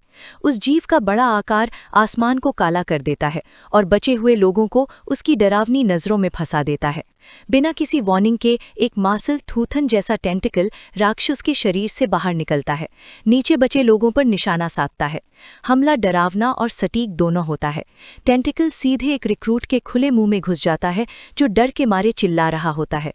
आदमी का गला घुटता है और उल्टी होती है। उसकी आंखें शौक और दर्द से बाहर निकल आती हैं, क्योंकि मासल हिस्सा उसके गले में नीचे उतरता है। एक पैरासाइट की तरह उसके शरीर पर हमला करता है। ये डरावना बदलाव तुरंत होता है। इन्फेक्टेड रिक्रूट्स के शरीर हिंसक रूप से मुड़ने लगते हैं। उनकी स्किन काली और मेटल जैसी हो जाती है और उभरी हुई लाल नसें उनकी मसल्स को ढक लेती हैं। वे दर्द से चीखते हैं, जबकि जानवर उन्हें बिना दिमाग वाले बड़े बड़े कठपुतलियों में बदल देता है, जिससे वे अपने ही साथियों के खिलाफ हो जाते हैं। बुरा सपना और गहरा हो जाता है जब ये नए बने कठपुतली मॉन्स्टर बचे हुए लोगों पर बेरहमी से हमला करते हैं। उनमें से एक डरे हुए आदमी की गर्दन पकड़ता है और उसका गला घोंटना शुरू कर देता है। साया और पेटू कैप्टन पीछे पीछे खड़े हैं, डर से कांप रहे हैं। वे पूरी तरह से अपने पुराने साथियों के बड़े टेढ़े मेढ़े आकारों से घिरे हुए हैं। पेटू कैप्टन का चेहरा पसीने से पीला है और वो डर से देख रहा है। वो सबको भयानक सच बताता है। वे एक असली लेवल 13 जनरल लेवल के जानवर का सामना कर रहे हैं, जिसके पास दूसरे म्यूटेंट को कंट्रोल करने और उन्हें शैतानी कठपुतलियों में बदलने की ताकत है। ऊपर विशाल लाल जानवर एक टेढ़ी मेढ़ी बुरी मुस्कान के साथ नीचे देख रहा है, साफ तौर पर उससे पैदा हो रही निराशा का मजा ले रहा है। लू शेंग लाल मांस और आंखों वाली ऊंची दीवार के सामने शांति से खड़ा है। वो जानवर की अजीब सी बड़बड़ाहट सुनता है। उसका बड़ा शरीर तारों को पूरी तरह से छिपा रहा है। अचानक लू शेंग की आंखों में एक तेज नीली चमक दिखाई देती है, क्योंकि उसकी अंदर की आवाज उसे आने वाले खतरे के बारे में बताती है। एनर्जी की एक तेज शॉकवेव लड़ाई के मैदान में फैल जाती है, जिससे पेटू कैप्टन और बाकी बचे लोग अपने पैरों से गिरकर पथरीली जमीन पर लुढ़कने लगते हैं। तेज आभा से चमकते हुए लू शेंग बचे हुए लोगों को सीरियसली देखता है। वो उन्हें चेतावनी देता है कि उसका अगला हमला ही उनका एकमात्र ऑप्शन है, लेकिन वो गारंटी नहीं कर सकता कि वे आफ्टर शॉक से बच जाएंगे। बिना किसी पल की हिचकिचाहट के लू शेंग अपना हाथ घुमाता है और शुद्ध एनर्जी का एक बड़ा आधे चांद के आकार का ब्लेड छोड़ता है, जो अंधेरे को चीरता हुआ निकल जाता है। हमला बहुत तेज और सटीक होता है। एक ही साफ मोशन में बड़े बदले हुए कठपुतलियों के शरीर को चीर देता है। भयानक कठपुतलियां वहीं जम जाती हैं। उनकी आंखों और मुंह से रोशनी की तेज किरणें निकलती हैं, जब एनर्जी उन्हें अंदर से चीर देती है। एक पल बाद वे सब एक बड़े आग के धमाके में फट जाती हैं, जो पूरे इलाके को आग की लपटों में घेर लेता है। धमाके की ताकत बहुत ज्यादा होती है, जिससे जिया और बाकी बचे लोग हवा में उड़ जाते हैं। वे चीखते हैं, क्योंकि वे लू शेंग की ताकत के जोर से बेहबस होकर पीछे फेंक दिए जाते हैं। लू शेंग बर्बाद लड़ाई के मैदान के बीच में खड़ा है। उसका शरीर अब सुनहरी आभा से चमक रहा है। वो उस विशाल दुश्मन को देखता है, ये जानते हुए कि अब सिर्फ वे दोनों ही हैं। वो अपनी मुट्ठी भींचता है और अपनी हथेली में बहुत ज्यादा चटकने वाली इलेक्ट्रिकल एनर्जी इकट्ठी करता है। एक पक्के इरादे के साथ लू शेंग हवा में उछलता है, जबरदस्त स्पीड से उस विशाल जानवर की तरफ तेजी से। वो लेवल 13 के जानवर के सिर पर सीधे एक जोरदार मुक्का मारता है, जिससे टकराते ही लाल एनर्जी का शॉकवेव बनता है। लेकिन हमले का उस बड़े जानवर पर कोई असर नहीं होता। उसकी एक बड़ी आंख लू शेंग को पूरी नफरत से घूरती है। जानवर अपना डरावना मुंह खोलता है और जोरदार दहाड़ता है। उसकी कई आंखें गुस्से से चमकती हैं। भालों की बौछार की तरह लू शेंग समय पर उस जबरदस्त हमले से बच नहीं पाता। टेंटिकल्स सीधे उसके शरीर में घुस जाते हैं, उसके हाथ, पैर और धड़ में घुस जाते हैं और वो बेबस होकर हवा में लटक जाता है। लू शेंग खून की फुहार छोड़ता है। उसका चेहरा उस बेरहम हमले से दर्द से मुड़ जाता है। वो जमीन से देखता रहता है। पेटो कैप्टन और लाल बालों वाला ऑफिसर बस पूरी तरह से सदमे और डर से देख सकते हैं, क्योंकि उनकी आखिरी उम्मीद उनकी आंखों के सामने बेरहमी से घुस जाती है। लू शेंग बिना हिले डुले लटका रहता है, पूरी तरह से जानवर के टेंटिकल्स में फंस जाता है और आर पार हो जाता है। लाल बालों वाला ऑफिसर पूरी तरह से टूट जाता है, निराशा में चिल्लाता है, लॉर्ड स्केलेटन की तलवार कहाँ है? वो अभी तक यहाँ क्यों नहीं है? उसके बगल में पेटू कैप्टन गुस्से में अपने दांत भींच लेता है। वो पक्के तौर पर जानता है कि लेवल 11 का शरीर लेवल 13 के जनरल के सीधे हमले से बच नहीं सकता। धत तेरी की, वो बुदबुदाता है। उसके जैसा जीनियस एक ऐसी डेथ मैच में मजबूर है जिससे वो जीत ही नहीं सकता।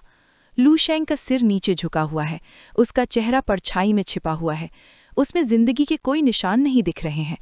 दोनों गाइड पूरी तरह हार कर जमीन पर गिर पड़ते हैं। ऑफिसर रोती है, सिसकते हुए कहती है कि वो उसे टुकड़े टुकड़े होते हुए नहीं देख सकती, जबकि कैप्टन बस दर्द में देख सकता है। जानवर लू शेंग के बेजान शरीर को ऊपर उठाता है, उसे आखिरी बार देखने के लिए पास लाता है। बड़ा लाल मॉन्स्टर पूरे आसमान में फैला हुआ लगता है। उसकी एक बड़ी आंख सिकुड़कर एक डरावनी जीत वाली मुस्कान जैसी दिखती है जब वो अपने पकड़े गए शिकार को देखता है। लेकिन अचानक एक शांत आवाज से सन्नाटा टूट जाता है। उसके मुंह से खून टपकने और भयानक चोटों के बावजूद लू शेंग बोल रहा है, उसके चेहरे पर परछाई से छिपी मुस्कान के साथ। वो मॉन्स्टर का मजाक उड़ाता है, अरे छोटे बदमाश, क्या लेवल 13 वाले में सच में इतनी ही ताकत होती है? लू शेंग अपना सिर उठाता है और उसकी बाईं आंख अब एक डरावनी पीली रोशनी से चमक रही है। वो अपनी छाती में बने बड़े छेद को देखता है, डर से नहीं बल्कि लगभग इम्प्रेस्ड एक्सप्रेशन के साथ, ये मानते हुए कि जानवर की ताकत बुरी नहीं है। उसके माथे पर एनर्जी का एक अजीब चमकता हुआ घेरा बनने लगता है। एक डरावनी मुस्कान के साथ वो मॉन्स्टर से कहता है, तुम्हें सम्मानित महसूस होना चाहिए। लू शेंग के हाथ से अचानक आग की लपटें निकलती हैं जो उसे पूरी तरह से घेर लेती हैं। वो कहता है, तुम पहले दुश्मन हो जिसे ये देखने को मिलेगा। आग तेजी से फैलती है, उसके पूरे शरीर को जला देती है। खतरनाक चमकती आंखों से जानवर को घूरते हुए लू शेंग पूछता है, क्या तुम जिसे मैं बनने वाला हूं उसे इंसान भी कह सकते हो? लेवल 13 का जानवर अचानक आई ताकत को महसूस करता है और पूरे गुस्से से रिएक्ट करता है। उसकी बड़ी आंख गुस्से से चमक उठती है, क्योंकि वो उस छोटे से इंसान को घूरता है जो मरने से मना कर रहा है। सारा सब्र खोकर बड़ा लाल राक्षस अपने बड़े जबड़े खोलता है, जलते हुए लू शेंग छेद को निगलने के लिए और इसे हमेशा के लिए खत्म करने के लिए। ये वीडियो का अंत है। अगर आप लोग अगला भाग देखना चाहते हैं तो हमारे चैनल को सब्सक्राइब करें। लेवल 13 का बड़ा जानवर घमंडी इंसान को चुप कराने का फैसला करता है। एक पल में एक बड़ी मस्कुलर लाल जीभ लू शेंग को पूरी तरह से घेर लेती है और उसे कसकर पकड़ लेती है, जबकि वो शांत भाव से वहीं खड़ा रहता है। विशाल लाल जानवर अपना डरावना मुंह चौड़ा खोलता है और एक ही बार में लड़ाई खत्म करने का प्लान बनाता है। सिर्फ तबाही पर फोकस करते हुए जानवर लू शेंग को पूरा निगल जाता है और उसे एक पल में खाने की कोशिश करता है। हालांकि सिचुएशन तुरंत अजीब हो जाती है। जानवर रुक जाता है, गुस्से और कन्फ्यूजन के मिले जुले भाव से नीचे देखता है, क्योंकि उसे एक ऐसी ताकत महसूस होती है जो वहां नहीं होनी चाहिए। जमीन पर अपने दोस्त को निगलते हुए देखकर सिया डर के मारे लू शेंग का नाम चिल्लाती है। इस बीच टैंग डुन निराशा में अपना सिर पकड़ लेता है। उसे यकीन नहीं हो रहा कि लू शेंग इतनी आसानी से हार गया। लेकिन मॉन्स्टर के अंदर लड़ाई अभी खत्म नहीं हुई है। बड़े जानवर का एक्सप्रेशन कंफ्यूजन में बदल जाता है क्योंकि उसके दांतों के बीच से एक चमकदार रोशनी चमकने लगती है। अचानक अंदर की पावर को रोक नहीं पाने की वजह से जानवर के मुंह से सफ़ेद एनर्जी की एक बड़ी किरण जोर से निकलती है। ये एनर्जी रोशनी की एक तेज धार की तरह काम करती है जो सीधे अंधेरे को चीरती हुई निकलती है। रोशनी इतनी तेज होती है कि आसपास के छोटे छोटे राक्षसों की सेना दर्द से चीखने लगती है। लेवल 13 का विशाल जानवर अंदर के धमाके से हिलकर गुस्से से भड़क उठता है। वो बहुत गुस्से में है, अपनी एलियन भाषा में गालियां दे रहा है क्योंकि उसे पता चलता है कि जिस शिकार को उसने निगला था वो ज़बरदस्त पावर से वापस लड़ रहा है। लेकिन इससे पहले कि वो संभल पाता, एनर्जी की एक बड़ी धार उसकी गर्दन पर लगती है। हमला तुरंत और जानलेवा होता है, जिससे जानवर का सिर उसके शरीर से साफ साफ कट जाता है। कटा हुआ सिर हवा में उछलता है, उसका बड़ा जबड़ा सदमे से खुला रह जाता है, इससे पहले कि बची हुई एनर्जी एक अंधा कर देने वाले धमाके में फट जाए जो उस जगह को निगल ले। धमाके की लपटों से लियू शेंग बाहर निकलता है। उसका शरीर अब सुनहरी आग के एक बड़े अवतार में लिपटा हुआ है, जिससे बहुत ज्यादा ताकत निकलती है। जानवर का कोर, एक बड़ी नारंगी आंख जिसकी पुतली तारे के आकार की है, इस नए खतरे को ध्यान से देखता है। उसे खतरे का एहसास होता है। लियू शेंग हिचकिचाता नहीं है। वो खाली जगह से नीचे की ओर गोली चलाता है, सीधे जानवर के मुख्य शरीर की ओर। घबराहट में वो जीव अपने बचाव के लिए हथियार उठाना शुरू कर देता है। अपने शरीर के चारों ओर चमकते हरे गोले बनाता है। वो एक बेताब जवाबी हमला करता है, आने वाले योद्धा को रोकने की कोशिश में ऊपर की ओर हरी एनर्जी की किरणों का एक अजीब सा तूफान चलाता है। लियू शेंग अपने तारकीय दाव की पूरी ताकत का इस्तेमाल करना शुरू कर देता है।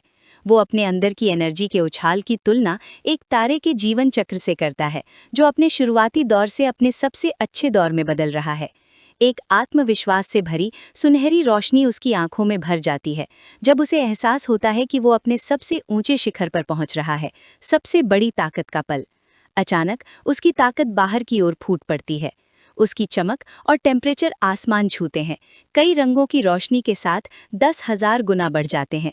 इस हालत में, जिसे रेड जाइंट फॉर्म के नाम से जाना जाता है, वो इतनी डरावनी तेजी से चलता है कि ऐसा लगता है कि वो हवा में गायब हो गया है। लियू शेंग जिंदा आग की एक लकीर के रूप में फिर से दिखाई देता है, सीधे उस बड़े जानवर पर हमला करता है। दोनों ताकतें खाली जगह में टकराती हैं, जिससे हरी और लाल बिजली की एक अजीब टक्कर पैदा होती है जो आसपास की जगह को हिला देता है। ये असर बहुत खतरनाक होता है, एक बहुत बड़ी शॉकवेव पैदा करता है जो उस बड़े जीव को बेहोश कर देता है। आग से बाहर आकर लियू शेंग चमकती, डरावनी आंखों से जानवर को घूरता है। वो जीव का मजाक उड़ाता है, पूछता है कि क्या उसे अब डर लगने लगा है। अपनी आखिरी तेजी के साथ वो सीधे जानवर की हरी एनर्जी बीम को काटता है, एक उल्का की तरह गिरता है। हमला क्रिटिकल होता है। जानवर की बड़ी आंख जलकर जमीन पर धुआं छोड़ देती है। दर्द से कराहते हुए अपनी अजीब भाषा में गालियां बकता है। लियू शेंग अपने हाथ को देखता है, सच में उस जबरदस्त ताकत से इम्प्रेस होता है जो उसने अभी अभी छोड़ी है। हालांकि जैसे ही आग बुझती है, वो अपनी कलाई को सीरियस एक्सप्रेशन से देखता है। उसे एहसास होता है कि ये शर्म की बात है कि वो इस रूप का इस्तेमाल नहीं कर सकता, देखते हुए कि अगर वो इसे बहुत देर तक पकड़े रहा तो ज़बरदस्त स्टेलर एनर्जी उसके शरीर और उसकी आत्मा को पूरी तरह से ख़त्म कर देगी। लियू शेंग को अपने पीछे एनर्जी में एक अजीब बदलाव महसूस होता है और वो तेज़ी से अपना सिर घुमाता है तो बैंगनी धुंध का एक घूमता हुआ ढेर देखता है। धुंध जोर से फटती है, जिससे बैंगनी एनर्जी का एक बड़ा धमाका आसपास के मलबे को दूर धकेल देता है। धुएं के अंदर से एक इंसान जैसा आकार बाहर निकलता है। ये लेवल 13 का जानवर है, जिसे अपना खत्म हुआ बड़ा शरीर छोड़ने के लिए मजबूर किया गया है। वो जीव डार्क एनर्जी में खड़ा है और पूरे गुस्से से कांप रहा है क्योंकि वो लियू शेंग को उसका शरीर खत्म करने के लिए गालियां दे रहा है। लियू शेंग इस नए छोटे रूप को कॉन्फिडेंट वाली, लगभग मजाकिया मुस्कान के साथ देखता है और पूछता है कि क्या वो आखिरी हमला भी इसे मारने के लिए काफी नहीं था। लियू शेंग मानता है कि उसका रेड जायंट रूप जानवर से फिजिकली मुकाबला करने के लिए काफी पावरफुल था, लेकिन वो उसे मार नहीं पाया क्योंकि उस रूप ने अभी तक कानूनों के दायरे को छुआ नहीं है। लियू शेंग अपनी मुट्ठी भींचता है, जिससे बिजली कड़कती है। वो कहता है कि सिर्फ वही पावर जो सच में लेवल 13 की है, वही किसी लेवल को मार सकती है। 13 एक्सपर्ट। अचानक लियू शेंग के पीछे एक भूतिया आकृति दिखाई देती है। ये लेई फूटियान है, वो ज़ॉम्बी सरदार जिसे उसने अपने सपनों में हराया था। लियू शेंग मुस्कुराते हुए बताता है कि इत्तेफाक से उसे इसी एक्सपर्ट से बिजली का नियम मिला है। बिजली की एक चमक के साथ लिऊ शेंग तुरंत अपनी जगह से गायब हो जाता है, जिससे जानवर कंफ्यूज हो जाता है और उसे ट्रैक नहीं कर पाता।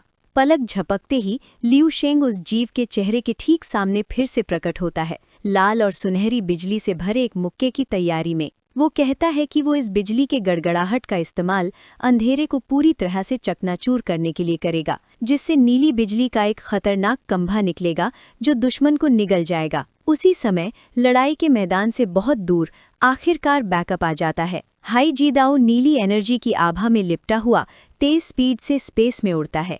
अचानक उसे खाली जगह में एक गड़बड़ी दिखाई देती है और वो अपना हाथ बैंगनी एनर्जी के घूमते हुए पूल में डालता है।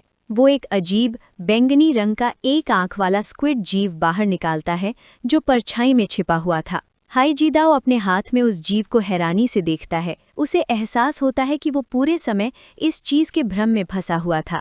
उसे घबराहट होती है जब उसे दूर से एनर्जी का एक बड़ा झोंका महसूस होता है। वो जानता है कि बेस पर किसी के पास बिजली कड़कने का नियम नहीं है, फिर भी उस खास शक्ति ने उसे भ्रम तोड़ने में मदद की। उसे एहसास होता है कि कुछ बहुत बड़ा हो रहा है। वो रहस्यमयी एक्सपर्ट को ढूंढने के लिए लड़ाई के मैदान की ओर भागता है। लड़ाई में वापस लिऊ शेंग बैंगनी रंग के इंसान जैसे जानवर पर लगातार मुक्कों की बौछार कर रहा है। दुश्मन लेवल 13 का जीव होने के बावजूद हर तरफ से पड़ रही चमकती मुट्ठियों के सामने पूरी तरह से हार गया और बेबस है। जिया, टैंग डुन और लाल बालों वाला ऑफिसर जम गया है। उनके चेहरे सदमे से पीले पड़ गए हैं और वे ये समझने की कोशिश कर रहे हैं कि हालात कैसे बदल गए। पेटू कैप्टन, जिसका चश्मा टूटा हुआ है और चेहरे पर पसीना आ रहा है, डर और हैरानी से चिल्लाता है। वो पहचानता है कि लिऊ शेंग कितनी एनर्जी इस्तेमाल कर रहा है, ये जानते हुए कि ये एक कानून की ताकत है, एक ऐसी ताकत जो सिर्फ लेवल 13 की एक्सपर्ट्स के लिए है। वो पूरी तरह कन्फ्यूजन में चिल्लाता है, ये समझ नहीं पा रहा कि इतनी डरावनी ताकत वाले कानून की ताकत किसी ऐसे इंसान के हाथ में कैसे हो सकती है जो सिर्फ लेवल 11 का दिखता है। जिया साइडलाइन पर पूरी तरह से मेंटल ब्रेकडाउन का सामना कर रहा है। उसे अपनी समझ पर शक हो रहा है कि उसने एक ऐसे आदमी को भाई क्यों कहा जो कानूनों की ताकत को कंट्रोल करता है। इस बीच टैंग डुन पागलों की तरह ताली बजाता है, मजाक में चिल्लाता है कि वो अपनी माँ के पास घर जाना चाहता है। इस बीच लिऊ शेंग द्वारा बुलाई गई नीली बिजली का एक बड़ा बोल्ट ऊपर से नीचे गिरता है, जो बिना रुके ताकत के एटमॉस्फेयर को चीरता हुआ आता है। जिया का डर डर में बदल जाता है जब उसे एहसास होता है कि टक्कर से निकली शॉक वेव तेजी से उनकी तरफ बढ़ रही है। ग्रुप खुद को अपनी जगह पर खड़ा रहने के लिए मजबूर करता है और उस इलाके को निगलने वाले चमकदार सफ़ेद धमाके से खुद को बचाने के लिए एक प्रोटेक्टिव एनर्जी बैरियर बनाता है। जैसे ही अस्त व्यस्त एनर्जी कम होती है, हाई जीदाओ शांति से खाली जगह से बाहर निकलता है। थका हुआ ग्रुप हैरानी से उसे देखता है, ये महसूस करते हुए कि उनका बैकअप आखिरकार आ गया है। पेटू कैप्टन राहत के आंसू बहाता है, चिल्लाता है कि अब जब भगवान यहाँ हैं तो वे आखिरकार सुरक्षित हैं। हाई जीदाओ हारे हुए ग्रुप को देखता है और इतनी देर तक टिके रहने के लिए उनकी तारीफ करता है। वो लड़ाई के मैदान की ओर देखता है और सच्ची जिज्ञासा से पूछता है कि कौन सा लेवल 13 एक्सपर्ट अभी उस जानवर से लड़ रहा है, ये मानते हुए कि ये उसके लेवल का कोई होगा। उनकी हिचकिचाहट और अजीब हावभाव देखकर वो पूछता है कि क्या वे उस व्यक्ति को नहीं जानते, या शायद वो फाइटर कोई ह्यूमन एक्सपर्ट नहीं है। घबराहट में पसीना बहाते हुए पेटू कैप्टन उसे सही करता है। वो बताता है कि फाइटर असल में इंसान है, लेकिन वो असल में उनके रिक्रूट ग्रुप का मेंबर है, लिऊ शेंग नाम का एक मार्शल आर्टिस्ट। ये नाम और सिचुएशन सुनकर हाई जीदाओ का शांत रहना पूरी तरह से टूट जाता है और उसका चेहरा पूरी तरह से शॉक में जम जाता है। ये वीडियो का अंत है। अगर आप लोग अगला भाग देखना चाहते हैं तो हमारे चैनल को सब्सक्राइब करें। इस बात से हैरान हाई जीदाओ हैरानी से देखता है। वो हकलाते हुए पूछता है कि क्या उस मॉन्स्टर से लड़ने वाला आदमी सच में कोई नया रिक्रूट है। उसके पीछे पेटो कैप्टन ये कंफर्म करता है कि ये सच है, जबकि बाकी ग्रुप घबराकर देख रहा है। पसीने से तर और घबराया हुआ पेटो कैप्टन बताता है कि उस आदमी का नाम लिऊ शेंग है, जो एक मार्शल आर्टिस्ट है जिसे उन्होंने यामू प्लैनेट रीजन से चुना था। कैप्टन मन ही मन इस सिचुएशन को सही ठहराने की कोशिश करता है। खुद से कहता है कि चूंकि ये लिऊ शेंग का पहली बार बैटलफील्ड में जाना है, इसलिए अपनी ज़बरदस्त पावर के बावजूद वो टेक्निकली एक रिक्रूट है। चुपचाप हाईजी दाओ लड़ाई की ओर मुड़ जाता है। उसकी नज़रें लड़ाई पर टिकी होती हैं ताकि वो खुद इस अविश्वसनीय वॉरियर को देख सके। बैटलफील्ड में वापस आकर लियू शैंग जोरदार मुक्कों की बौछार करता है। उसकी मुट्ठियां रोशनी का धुंधलापन बन जाती हैं जो लगातार उस पर्पल बीस्ट पर वार कर रही हैं। जैसे ही वो लड़ाई में हावी होता है, लियू शैंग के चेहरे पर एक कॉन्फिडेंट शिकारी मुस्कान फैल जाती है। दूर से देखकर हाईजी दाओ सोचने से खुद को रोक नहीं पाता कि क्या सच में उस आदमी का यही नाम है। लियू शैंग अपना हाथ बढ़ाता है और बैंगनी जानवर का सिर पकड़ लेता है और जोर से उसकी सारी हरकतें रोक देता है। कांपते हुए जानवर को ठंडी निराशा से देखते हुए लियू शैंग उसे बताता है कि अपने बड़े शरीर के बिना वो असल में काफी कमजोर है। ये तय करते हुए कि अब लड़ाई बेकार है, वो इसे तुरंत खत्म करने का फैसला करता है। जानवर डर के मारे चीखता है और लियू शैंग अपनी चमकती मुट्ठी हवा में ऊंची उठाता है। बिना जरा भी रहम किए वो अपनी मुट्ठी नीचे कर लेता है, जिससे बिजली और एनर्जी का एक बड़ा खंभा निकलता है जो उसके दुश्मन को पूरी तरह से घेर लेता है। इससे जो शॉकवेव निकलती है वो बहुत बड़ी होती है, जबकि हाईजी दाओ धमाके के सामने मजबूती से खड़ा रहता है और हैरानी से चिल्लाता है। पेटू कैप्टन और बाकी लोग आखिरी हमले की जबरदस्त ताकत से लगभग उड़ जाते हैं। जैसे ही धमाके की धूल जमने लगती है, लड़ाई के मैदान का अफरा तफरी वाला माहौल आखिरकार शांत हो जाता है। जमने के बीच लियू शैंग अपने दुश्मन के बचे हुए हिस्सों के ऊपर खड़ा है। वो लेवल 13 के जानवर का कटा हुआ सिर ट्रॉफी की तरह पकड़े हुए है और बोरियत भरे अंदाज में कह रहा है कि ये कुछ खास नहीं था। जानवर के बचे हुए हिस्सों को बेकार न जाने देने का फैसला करते हुए लियू शैंग अपना हाथ हिलाता है। वो उसकी बची हुई एनर्जी को जमा करना शुरू करता है और उसे क्रिस्टल बनाने का प्लान करता है। हालांकि जैसे ही वो काम खत्म करने वाला होता है, कुछ अजीब होता है। उसकी तेज नजर अचानक नर्म पड़ जाती है और नींद की एक जबरदस्त लहर उसे घेर लेती है। अचानक हुई थकान से लड़ नहीं पाने के कारण लियू शैंग की आंखें बंद हो जाती हैं और उसके चारों ओर गुलाबी और नीली एनर्जी का एक भंवर बनने लगता है। उसका शरीर उस बहुत ज्यादा एनर्जी पर रिएक्ट करते हुए जिसे उसने इस्तेमाल किया और सोख लिया, बेहोशी में चला जाता है।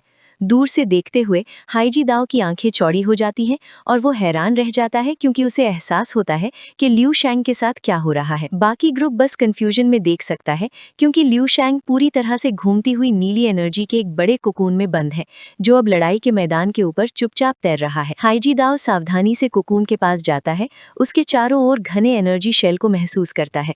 उसे हैरानी से एहसास होता है कि लियू शैंग ने अभी अभी एक ब्रेक थ्रू हासिल किया है और अब वो लड़ाई के मैदान के ठीक बीच में इवॉल्व हो रहा है। चार्ज लेते हुए हाईजी दाओ अपनी पावर का इस्तेमाल करके कोकून को हवा में ऊपर उठाता है। वो हैरान बचे लोगों, जिनमें सिया और टैंगडुन भी शामिल हैं, अपने पीछे आने का ऑर्डर देता है और कहता है कि उन्हें कमजोर हालत में लियू शैंग की रक्षा के लिए तुरंत बेस पर वापस जाना होगा। बचे हुए लोगों के लिए वापस आने का सफर पूरी तरह से अजीब लगता है। अंतरिक्ष के शांत खालीपन में तैरते हुए हाल की लड़ाई एक अजीब, कभी न भूलने वाले सपने जैसी लगती है।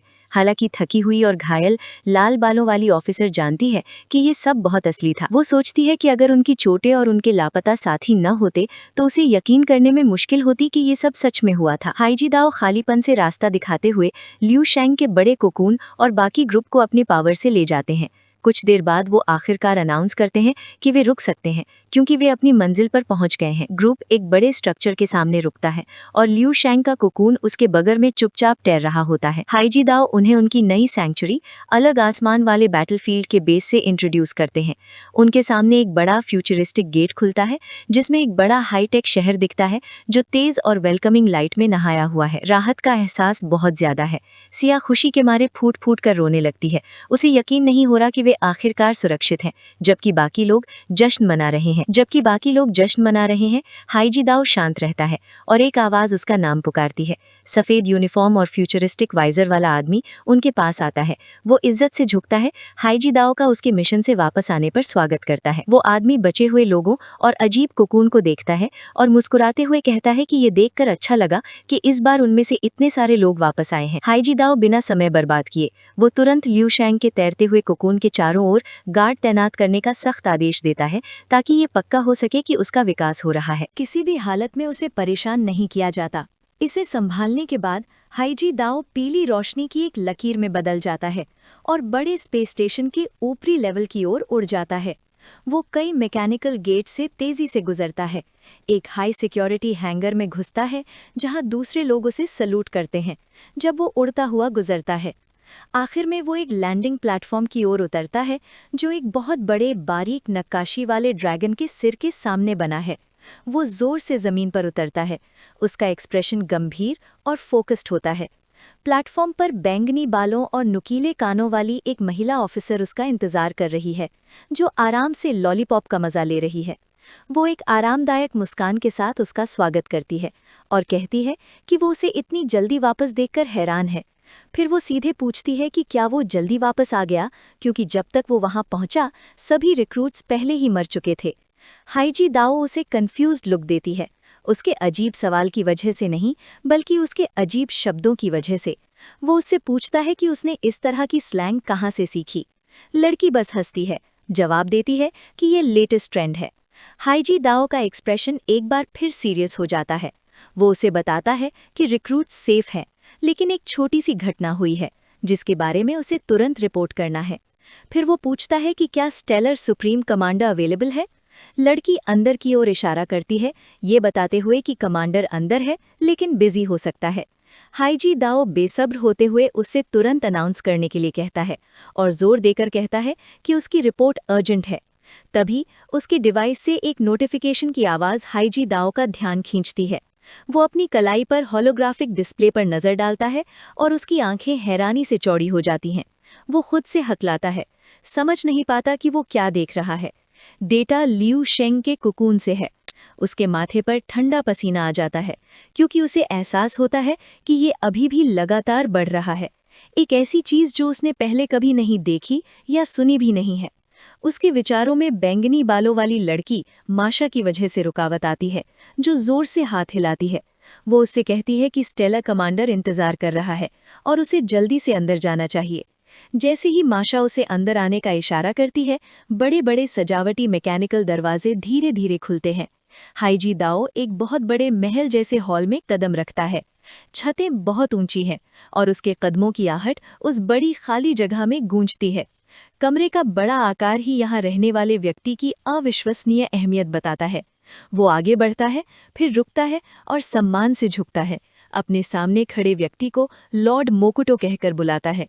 कहानी पावर स्ट्रक्चर के बारे में बताती है। 100 बड़े स्टार सेक्टर में 2 स्टेलर कमांडर हैं। एक यूनिवर्स के अलग अलग हिस्सों की देखरेख करता है, जबकि दूसरे मोकुटो को अलग अलग आसमानी युद्ध के मैदान की रखवाली का काम सौंपा गया है। आखिर में कमांडर को दिखाया जाता है। एक बड़े सिंहासन पर 4 हाथों वाला एक बहुत बड़ा मजबूत इंसान बैठा है। हर हाथ की हथेली में एक आंख है जो पलके नहीं झपकती। ये मोकुटो है, एक लेवल 14 मार्शल आर्टिस्ट जिसने कानूनों के क्षेत्र में महारत हासिल कर ली है, जिससे वो ब्रह्मांड की सबसे बड़ी शक्तियों में से एक बन गया है। स्टार कमांडर मोकुटो उसे सख्त नज़र से देखता है, ये मानते हुए कि वो एक रिपोर्ट बनाने आया है। मोकुटो की गहरी आवाज़ हॉल में गूंजती है जब वो देखता है कि हाईजी दाओ अभी अभी अपने मिशन से लौटा है। गंभीर दिखते हुए और माथे पर पसीने की बूंद के साथ हाईजी दाओ पुष्टि करता है कि उसकी रिपोर्ट सीधे उस मिशन से संबंधित है। अपने सबॉर्डिनेट के असामान्य रूप से तनावपूर्ण व्यवहार को देखकर मोकुटो उससे पूछता है कि वो इतना परेशान क्यों है। जवाब में हाईजी दाओ अपने डिवाइस से एक होलोग्राफिक प्रोजेक्शन एक्टिवेट करता है। वो स्थिति की गंभीरता को समझाता है। जिस दुश्मन ने रिक्रूट्स पर हमला किया था वो लॉर्ड ऑफ ऑब्लिवियन का एक मिनियन था। वो आगे मानता है कि उस पर भी उसके शाप का असर हुआ था, जिससे समय की उसकी समझ बिगड़ गई और वो देर से पहुंचा। मोकुटो का चेहरा तन जाता है। देरी के बारे में सुनकर वो तुरंत सबसे बुरा मान लेता है और पूछता है कि क्या हाईजी दाओ ये मान रहा है कि वो मिशन में फेल हो गया है। हाईजी दाओ इससे तुरंत मना कर देता है। वो बताता है कि इसके विपरीत रिक्रूट टीम न केवल वापस आई, बल्कि उन्होंने ऐसा किसी की उम्मीद से कहीं ज्यादा जिंदा लोगों के साथ किया। जैसे ही मोकुटो हैरानी से सुनता है, हाईजी दाओ सबसे चौंकाने वाली बात बताता है। वो बताता है कि रिक्रूट्स के बीच एक छिपा हुआ एक्सपर्ट था, एक लेवल 13 मास्टर जिसने लॉ ऑफ थंडर को समझ लिया था। इस मिस्टीरियस वॉरियर ने अकेले ही मिनियन को मार डाला और हाईजी दाओ के वहां पहुंचने से पहले ही पूरी लड़ाई खत्म कर दी। मोकुटो पूरी तरह से अवाक रह जाता है। उसे यकीन नहीं होता कि एक एक्सपर्ट जिसने रेयर लॉ ऑफ थंडर में महारत हासिल कर ली थी, वो सिर्फ रिक्रूट्स के ग्रुप के बीच छिपा हुआ था। ये वीडियो का अंत है। अगर आप लोग अगला भाग देखना चाहते हैं तो हमारे चैनल को सब्सक्राइब करें। बड़े सैलून के अंदर ए हिदाओ ने कमांडेंट एस्टेलर को सम्मान के साथ बताया, पूरे भरोसे के साथ कहा कि रहस्यमयी एक्सपर्ट पक्का एक ऐसी ताकत है जो लेवल 13 पर सच के नियम को समझती है। हिदेओ लड़ाई को याद करते हुए सीरियस लग रहा था। मान लिया कि उसने खुद इस सच की खतरनाक ताकत को महसूस किया, ये मानते हुए कि वो कभी उसका सामना करने नहीं आएगा। ये सुनो मोकोडो, आंखों और बाहों वाला बड़ा आदमी, मैं बहुत खुश हूँ, कहता है कि ये बड़ी खबर है, ये बताते हुए कि उसके इलाके में एस्टेलर ने बहुत समय से इतना ताकतवर टैलेंट नहीं दिया है। ये जानने के लिए बेचैन, ये जीनियस तुरंत मिलना चाहता है। मोकोडो ने अपना एक बड़ा हाथ बढ़ाया। मेरी हथेली में आंख चमक रही थी और पूछ रहा था कि एक्सपर्ट कहाँ है। हालांकि ए हिदाओ अचानक घबराहट में अंदर आ गया। उसके चेहरे से पसीना बह रहा था, जबकि वो घबराहट में मान रहा था कि वो आदमी अभी भी बेस के शील्ड प्रोटेक्टर के बाहर है ताकि वो अंदर न जाए। मोकोडो हैरान और एनो जैडो है। पूछो कि ए हिदेओ वो गलती कैसे कर सकता था। ये एहसास एक जीनियस को बाहर छोड़कर हुआ। कहता है कि सम्मान की कमी है और तुम्हें उसकी पहचान वेरीफाई करने से पहले एक सेफ लाना चाहिए था। अपना सिर झुकाते हुए ए हिदाओ ने समझाया कि स्थिति मुश्किल थी। ले भगवान सुप्रीम से सम्मान पूर्वक पूछो कि वो उसके साथ आएगा ताकि हम एक्सपर्ट को एक साथ जान सकें। ये अजीब रिक्वेस्ट कमांडर एस्टेलर को हैरान कर देती है। मोकोडो का गुस्सा एक अजीब बात में बदल गया। उसने पूछा कि एक सबऑर्डिनेट ने किसी रिक्रूट को जानने के लिए पर्सनली बाहर जाने के लिए क्यों कहा। बिना समय बर्बाद किए ए हिदाओ और कमांडर मोकोडो फ्यूचरिस्टिक बेस से बाहर उड़ गए, सीधे बाहर खाली जगह की ओर। साइन अप करे जहां ल्यूसेंट बदल रहा है। नीली एनर्जी का एक बड़ा घूमता हुआ गोला उस एरिया में तैर रहा है। थके हुए बचे हुए लोग, जिसमें captain gluten Sai Eton done भी शामिल है, वे नजर रख रहे हैं। अचानक पेटू कैप्टन और लाल बालों वाले अधिकारी ने शोक की हालत देखी। सिएंटन एक जबरदस्त दबाव पड़ा और ये साफ हो गया कि कोई सबसे बड़ा अधिकारी आ गया है। मोकोडो एक बड़े देवता की तरह अपनी चारों बाहें क्रॉस करके नीचे उतरता है। अपना शरीर इतना बड़ा बनाता है कि वहां मौजूद बाकी लोग छोटे लगे और उसकी मौजूदगी से माहौल भारी हो जाता है। मोकोडो ने एक हाथ बढ़ाया, अपनी हथेली की आंख का इस्तेमाल करके नीली खोपड़ी से निकलने वाली एनर्जी को देखा। इस बीच एनर्जी को एनालाइज करते हुए मोकोडो पूरी तरह से चौंक गया। आंखें खुली, अलडार से ठीक वही देख रहा है जो वो देख रहा है। हंगामा तेजी से एक जंगली भावना में बदल जाता है। मोकोडो का चेहरा खिल उठा और वो रो पड़ा, ये कंफर्म करते हुए कि ये एनर्जी निश्चित रूप से सच्चाई का नियम है। ये जानकर खुश होता है कि वो यूजर गैलेक्सी का एक सच्चा इंसान है। खुशी का पेड़ मोकोडो उसे ए हिदाओ की पीठ पर हथेली मारता है और उसे ऐसा टैलेंट खोजने पर बधाई देता है। लेकिन अपनी ताकत को भूल जाओ और हथेली इतनी मजबूत है कि वो ए हिदाओ को लगभग कुचल देती है। ए हिदाओ को टक्कर से, दर्द को दबाकर और छाती को सहारा देकर कमांडर के दोस्ताना हाव भाव से साफ पता चलता है। जब उसे एहसास हुआ कि वो बहुत आगे निकल गया है तो मोकोडो घबरा गया और एक अजीब सी मुस्कान दी। उसने माफी मांगी, ये समझाते हुए कि वो बिल्कुल भी उत्साहित नहीं था। शांत होकर मोकोडो चमकते हुए सिर को देखने के लिए मुड़ा। ये देखकर संतुष्ट हुआ कि इस जीनियस ने लॉर्ड ऑफ ऑब्लिवियन के सेवकों को मारकर बहुत कुछ हासिल किया है। ध्यान दे कि भाषा एक अहम मोड़ पर है और एक बड़ी तरक्की के बीच में है। मोकोडो ने खोपड़ी को तारीफ से देखा, योद्धा की क्षमता का एनालिसिस करते हुए। उसने एक नए तारे को चमकने का एक पॉइंट कहा जो उसके असाधारण टैलेंट और ताकत को दिखाता है। इसके साथ रिश्ता बनाने की प्लानिंग शुरू करें। जब जीनियस निराश हो जाते हैं तो वो मेन सिस्टम को बताने से पहले यहाँ बढ़ने की इजाजत मांगते हैं। इमोशन से हाथ मलते हुए मोकोडो सोचता है कि ये प्लान उसके लिए भविष्य में शान पक्की करेगा। वो सैटिस्फैक्शन की मुस्कान के साथ मोकोडो की तरफ मुड़ा और पूछा कि क्या उसे इस इंसान की सच्चाई पता है। ए हिदाओ नर्वस और पसीने से भीग रहा है। अपनी आंखें बंद करके मान लो कि असलियत समझाना मुश्किल है। जवाब देने के बजाय ए हिदाओ ने बचे हुए लोगों की ओर इशारा किया जो इधर उधर तैर रहा है। सुझाव दे कि कमांडर दोनों गाइड से पूछे ताकि उन्हें पता चले कि डिटेल्स इससे बेहतर हैं। लाल चेहरे वाला ऑफिसर और पेटू कैप्टन आगे बढ़े। इज्जत, अपने दिलों पर हाथ रखकर वे शांत योद्धाओं की तरह पोज देते हैं और भगवान को सलाम करते हैं। उन पर शांति से मुस्कुराओ। इस मिशन में कुछ बहुत अच्छा काम करने के लिए उनकी तारीफ करो। दोनों गाइड खुशी से बोझिल हैं। भगवान की तारीफ करते हुए उनकी आंखों में आंसू भर आए। अंदर पेटू कैप्टन उत्साहित है। सोच रहा है कि लेवल 14 के लॉर्ड से तारीफ मिलना एक ऐसा सम्मान है जिसकी मैंने कभी उम्मीद नहीं की थी। वुल्वियंदो टुहानी है। उन्हें सिर के अंदर के व्यक्ति की पहचान बताने का आदेश दें। कैप्टन पेटूपन की ओर झुका हुआ है। आदरपूर्वक जवाब के लिए लिस्ट। कैप्टन बताते हैं कि उनका नाम है लाइट, जो सब जुपिटर इलाके से आता है। ये भी कि ल्यू सैंग अकेले उनकी टीम में शामिल हुए क्योंकि उनका ओरिजिनल रिक्रूटमेंट शिप खो गया था। मोकोडो ने गंभीरता से सुना, इस बात को समझते हुए कि ये अविश्वसनीय एक्सपर्ट टेक्निकली सिर्फ एक नया रिक्रूट है। मोकोडो अपनी आंखें उठाते हैं और वो चीफ जिसकी सबको उम्मीद थी, जानकारी पर सोचते हुए उनका चेहरा गंभीर हो जाता है। अपने बड़े शरीर को छोटे कैप्टन ग्लूटन की ओर झुकाते हैं। पाइड एक एक्सप्लेनेशन देते हुए पूछते हैं, ये कंफर्म करते हुए कि ल्यू सैंग असल में एक रिक्रूटमेंट शिप में आया था। पास में खड़े ए हिदेओ मानते हैं कि वो भी बहुत हैरान थे, ये बताते हुए कि ऐसी सिचुएशन पहले कभी नहीं हुई थी, पहले सफल हुए थे। मोकोडो बताते हैं कि अगर कोई लेवल 13 वॉरियर एक नए रिक्रूट के तौर पर आता है तो इसका मतलब है कि आप इस यूनिवर्स में उस लेवल पर पहुंच गए हैं मेरे पैरों से।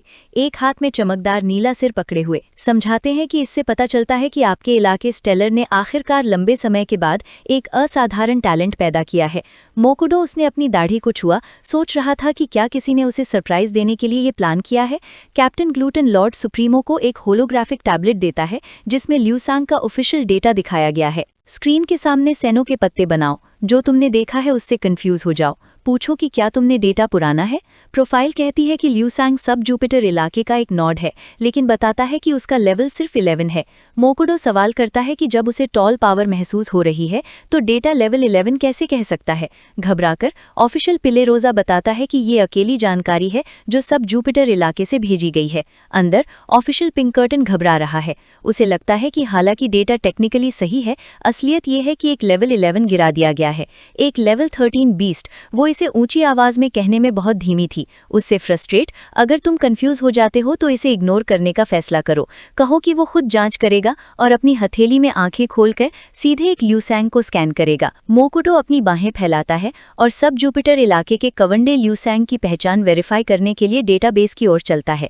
अपनी एनर्जी को तेजी से कॉन्सेंट्रेट करता है, डेटा के पीछे की सच्चाई का पता लगाने के लिए अपनी नजर को छोटा करता है। अचानक जांच से एक हिंसक रिएक्शन हुआ।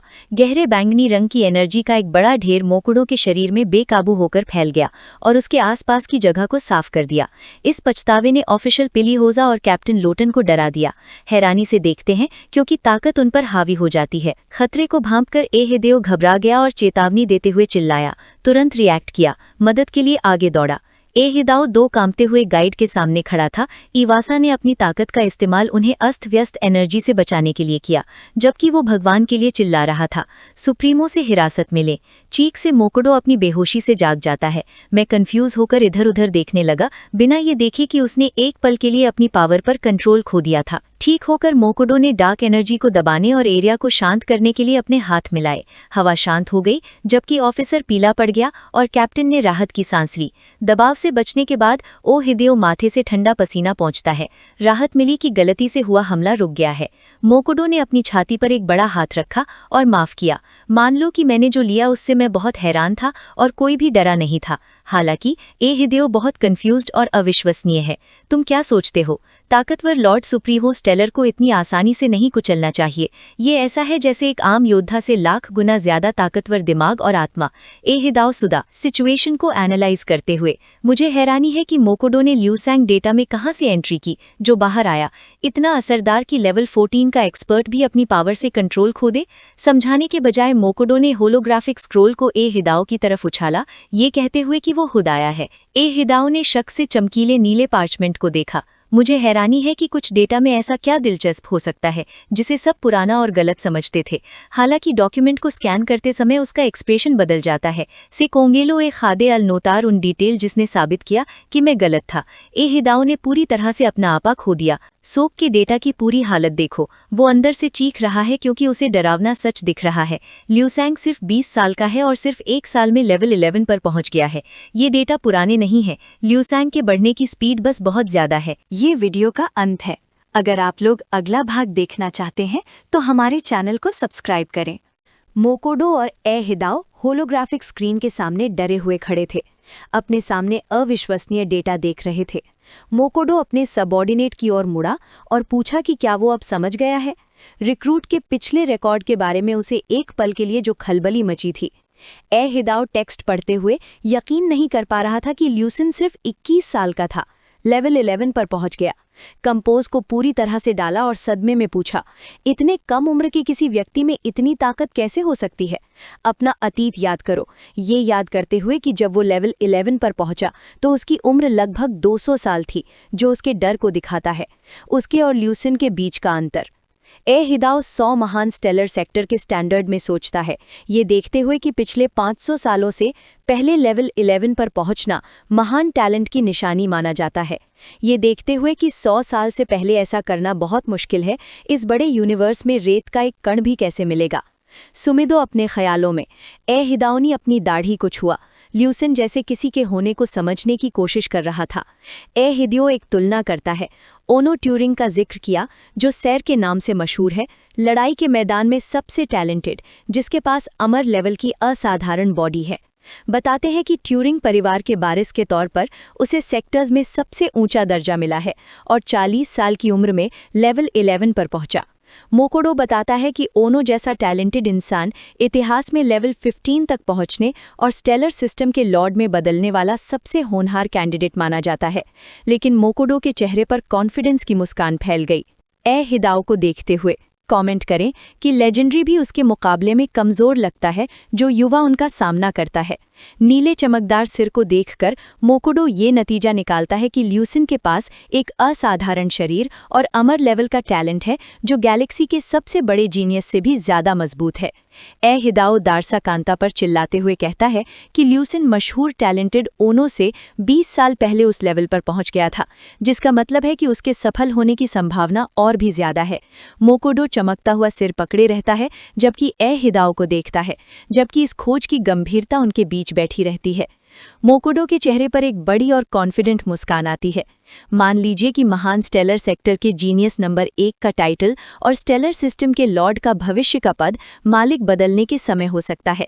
बड़े गर्व के साथ आओ कि और भी बेहतर, ये अविश्वसनीय व्यक्ति उसके अपने स्टेलर सेक्टर का है। हालांकि हिदाओ की हैरानी अविश्वास में बदल जाती है। महान गवर्नर को लेटर पूछते हुए कि कोई फिजिकली लेवल 11 से लेवल 13 पर कैसे जा सकता है, सिर्फ 2 महीने। मोकोडो ने शांति से नीचे देखा और हिदाओ को बताया कि ये मुमकिन है, किसी खास घटना को भूलने से बचने के लिए रिकॉर्ड करके। ये बात हिदाओ को बहुत बुरी लगी। सू रोस्ट्रो को वो घबराहट में मुड़ा और बड़बड़ाते हुए ग्रैंड गवर्नर से पूछा कि क्या वो सच में उसी के बारे में है जो हो रहा है। इससे पहले कि वो अपनी बात पूरी कर पाता, खोपड़ी जो स्पेस में तैरती है वो तेजी से वाइब्रेट करने लगती है। खोपड़ी से निकलने वाली एनर्जी वाइब्रेंट और इतनी मजबूत होती है कि आसपास के रंगरूट प्रेशर से पीछे की ओर फेंक दिए जाते हैं। अपने पैरों पर खड़े रहने की कोशिश करते हुए दांत पीसते हैं। उन्हें उतना ही छिपाओ जितना कि विशाल मोकोडो मिरान। वो पूरी हैरानी के साथ आगे बढ़ा, ये देखते हुए कि ये घटना कैसे हुई। वो खिलखिला रहा था। हिदाओ हैरानी से चिल्लाया, उसकी आंखें खुली हुई थीं और उसने कानूनों की अनगिनत नदियां देखीं। यकीन नहीं हो रहा कि इतने सारे कॉस्मिक नियम एक ही समय में कैसे काम कर रहे हैं। मोकोडो ने हिदाओ को भावना से देखा, ये कन्फर्म करते हुए कि उसके सबऑर्डिनेट में समझ है। शानदार सिर को सहारा देते हुए 2 हाथों वाला विशालकाय दहाड़ा, ये कन्फर्म करते हुए कि अंदर वाला इंसान असल में सच का नियम सीखने के बाद डी लेवल का था। ल्यूसिन की क्षमता के बारे में सोचो, ये मानते हुए कि हम एक ऐसे जीनियस को वेलकम करने के पॉइंट पर हैं जिसका टैलेंट ट्यूरिंग परिवार से कहीं ऊपर है, एक सच्चा मॉन्स्टर जिसने आसमान को तबाह कर दिया। हिदाओ ने घबराहट के साथ देखा। कानून की इतनी सारी नदियों के बहने के ख्याल से उसके मुंह में पानी आ रहा था, सिर को ये दिखाने के लिए कि ल्यूसिन शिस रियल में लेवल 2 पर चढ़ रहा है। इसका क्या मतलब है, ये सोचते हुए मोकोडो के चेहरे पर सीरियसनेस आ गई। नामुमकिन काम याद है। सिर्फ एक लेवल के साथ सच का नियम सीखने के बाद ल्यूसिन ने लेवल 3 के एक जनरल एलियन जानवर को सफलतापूर्वक हरा दिया था। हिदाओ घबराहट से मुस्कुराया। मुझे लगता है कि भले ही ये यकीन करना नामुमकिन लगे, लेकिन ये उनकी अपनी आंखों के सामने हो रहा है, जो उन्हें इस अविश्वसनीय सच्चाई को मानने पर मजबूर करता है। अचानक खोपड़ी जोर से नीचे गिरी, जिससे तेज एनर्जी निकली। एनर्जी के एक शेल के अंदर लिू सिंह भ्रूण की तरह तैर रहा है, चारों ओर चिंगारी किरणें हैं। दर्द और बेचैनी को उसकी असली हालत से हटा दिया गया है। इस बात से पता चलता है कि उसने अपने शरीर को एक बड़े लाल रंग के रूप में इस्तेमाल किया था। ये उसकी मार्शल स्टेट में सहन करने की पूरी लिमिट थी। इस बात से पता चलता है क्योंकि जिस पल उसने सच के नियम की ताकत का इस्तेमाल किया, वो नाजुक बैलेंस टूट गया, जिससे उसका शरीर दबाव में तुरंत गिर गया। हालांकि उम्मीद है ये देखते हुए कि खुशकिस्मती से उसके पास नुकसान को ठीक करने के लिए 3,30,000 अमर सेल्स हैं। लू शेंग हाथ जोड़कर ध्यान करता है। जान ले कि आपके अमर सेल्स आपकी जान बचाएंगे, जिससे एक नया शरीर बनाने का मौका मिलेगा। लेकिन जब मैं अपने हाथ को नीचे देखता हूँ तो ये बताता है कि प्रोसेस अभी खत्म नहीं हुआ है। उसके अंदर कुछ जटिल बदलाव हो रहे हैं। तय करें कि उसके नए रूप का नाम एल क्वेर्पो मार्शल अमर सुप्रीमो होना चाहिए। पिता, जिसने रहस्यमयी खजाने का रिकॉर्ड बनाया, उसके शरीर में दर्ज दाव के असली शिलालेख। हड्डियों और मांस का एक खास असर होता है, जिससे उसका शरीर पहले से कहीं ज्यादा मजबूत हो जाता है। इस सुधार के बाद भी लू शेंग तारों वाले खालीपन में तैरता है, ये मानते हुए कि वो पूरी तरह से ठीक नहीं हुआ है। ध्यान दें कि ये सिर्फ एक मिलीजुली हालत बनाए रख सकता है, आधा शरीर और आधा फिजिकल शरीर। उसकी आंखों की चमक उसे प्रॉब्लम ढूंढने में मदद करती है। सच के नियम की कॉस्मिक एनर्जी उसके असली शरीर के लिए बहुत बड़ी है। इस बहुत बड़ी ताकत की वजह से चाहे आप कहीं भी हों, आपको पूरी तरह से अपने अंदर की ओर मुड़ना होगा। लू शेंग एक दर्दनाक साइकिल को सपोर्ट करता है, जिसमें उसका शरीर लगातार प्योर एनर्जी से टूटता, खत्म होता और ठीक होता रहता है। अचानक दर्द के बीच उसकी तेज आंखों ने कुछ जरूरी देखा। पावर के वे 3 बड़े सोर्स उसके चारों ओर के खालीपन में दिखाई दे रहे हैं। एक बैंगनी घूमता हुआ भंवर, एक सुनहरा आग जैसा सूरज और चमकती किरणों का एक नीला गोला। लू शेंग इन ताकतों को बड़े लाल, सच के बड़े और अमर दाव के सफेद तारे की तरह पहचानता है। अगर आप पूछें कि ये कैसे मुमकिन है, ये 3 लड़ाई की ताकतें एक ही पावर में है, पक्के इरादे के साथ उसने कहा, क्योंकि सिर्फ एक ही रास्ता है। तय करो कि जिंदा रहने और आगे बढ़ने के लिए तुम्हें अभी लिमिट्स तोड़नी होंगी। लू शेंग एक भूतिया एनर्जी से चमक रहा था। उसने अपने हाथों को देखा। से दाव बताता है कि सच के नियम का इस्तेमाल करके उसने एक अमर मार्शल आर्टिस्ट के तौर पर अपनी राह आगे बढ़ाई है, लेकिन उसने खुद को एक ऐसी दीवार के सामने धकेल दिया जिसके लिए उसे फिर से अपनी लिमिट्स तोड़नी पड़ी। 3 बड़ी ताकतों का सामना करने के लिए जो उसके ऊपर मंडरा रही थी, असली बैंगनी सुनहरी आग और नीली बर्फ, और ये नतीजा निकाला कि इन ताकतों को रोकने का एकमात्र तरीका उनके लेवल की जंजीरों को तोड़ना है। असली एक पक्का कदम उठाते हुए लू शेंग ने अपना हाथ बढ़ाया और फ्यूजन शुरू करने के लिए दाव अमर को चुना। फिर जोर से नीली एनर्जी की एक किरण निकाली और उसे सीधे अपनी छाती की ओर धकेल दिया। रिएक्शन तुरंत होता है। जब मैं अपने हाथ को देखता हूँ तो ये अब एक तारों वाली गैलेक्सी जैसा दिखता है। लगता है कि इसका सुनहरा न्यूक्लियस अंदर से अपने अमर सेल्स के साथ फ्यूज हो रहा है, जिससे ये एक स्पीड एटराडोरा बन रहा है। लू शेंग दहाड़ा, जबकि उसकी पावर कंट्रोल से बाहर हो गई। उसका सेल काउंट 3 लाख से बढ़कर आधा मिलियन हो गया और आखिर में 1 मिलियन के हैरान कर देने वाले आंकड़े तक पहुंचा। उसकी आंखों में एक तेज पीली रोशनी चमकी, जबकि उसे एक पछतावे वाली समझ मिली, जिससे उसे ये साफ नजर आया कि यूनिवर्स के नियम कैसे काम करते हैं और कैसे विकसित होते हैं। एक कॉन्फिडेंट और वाइल्ड मुस्कान के साथ लू शेंग ने कॉस्मोस की ओर देखा, ये देखते हुए कि सारा यूनिवर्स अब साफ लग रहा है। लू शेंग ने अपना ध्यान गिरती हुई पर्पल एनर्जी के भंवर की ओर लगाया, प्रार्थना करते हुए कि अगला कदम नियमों को समझना और अपनी पावर को सीधे अपने शरीर की ओर खींचना है। अपना चमकता हुआ हाथ उठाकर वो एनर्जी के भारी फ्लो को एब्जॉर्ब करना शुरू करता है। डिक्लेयर करें, जो चिप से मिली 26 मार्शल आर्ट्स को उसके पास मौजूद 12 के साथ मिला रहा है। इससे उसके शरीर में 38 नियमों की नदियों का पूरा डर पैदा हो गया, जो झटके से उसके शरीर में भर गईं। सफलता के साथ नियमों के मिलने से आखिरी और ज्यादा विस्फोटक शक्ति के सोर्स की ओर देखते हुए फ्यूजन खत्म करने के लिए तैयार, वो तेज सुनहरी आग के एक बड़े गोले का सामना करता है। उसका दिमाग कैलकुलेशन से चलता है। एक तारे की ताकत को ताकत देने वाली 5 मिलियन अमर सेल्स की शक्ति के साथ उसके विकसित शरीर अमर सुप्रीम और सुनहरे क्रिस्टल के शरीर के साथ। वो पूछता है कि टेरर को कब से अपनी शक्ति वापस मिल गई है। उसकी आंखें लाल चमकती हैं, जबकि वो इसकी नई सीमाओं पर सवाल उठा रहा है। अगर आप सोच रहे हैं कि क्या अब आप रेड जाइंट का पूरा फॉर्म इस्तेमाल कर सकते हैं जब से उसका शरीर टूट गया, ये मानकर भी कि कोई एक्सपर्ट लेवल 13 को एक हाथ से प्लास्टर कर सकता है बिना पूरी तरह से सच के नियम की जरूरत के। एड्रेनलिन से भरा हुआ एक बड़ी और उत्साहित मुस्कान के साथ लू शेंग सीधे इसमें कूद गया। सुनहरी आग, रोते हुए कि ये कुछ ऐसा है जिसे देखने के लिए वो सच में बेचैन है। आपका चेहरा एनर्जी से भरा हुआ है और जोर जोर से हंस रहा है। एक लोकल फ्यूजन टेक्निक आजमाने का निर्णय करें। सूर्य के अंदर का सत्य और अमरदाव के अंदर की दिव्य शक्ति। एक्टिवा सू किंगडम 4 छवियों का आध्यात्मिक 100 हथियारों के एक मार्शल प्रदर्शन को छोड़ने की तैयारी कर रहा है। ये वीडियो का अंत है। अगर आप लोग अगला भाग देखना चाहते हैं तो हमारे चैनल को सब्सक्राइब करें। मोकोडो ने ध्यान से देखा। उसके चेहरे पर पसीना बह रहा था। मैं खुद मानता हूँ कि मैं ये सब अपनी आंखों से देख रहा था। मुझे कभी यकीन नहीं होता कि ऐसा कुछ हो सकता है। असल में खालीपन में नज़ारा बढ़ता है। सिर एक चमकते हुए सिर में बदल जाता है। गैलेक्सी के दर्जन भर नियमों के बीच में अंधेरे को एक ज़बरदस्त ताकत से रोशन कर रहा है।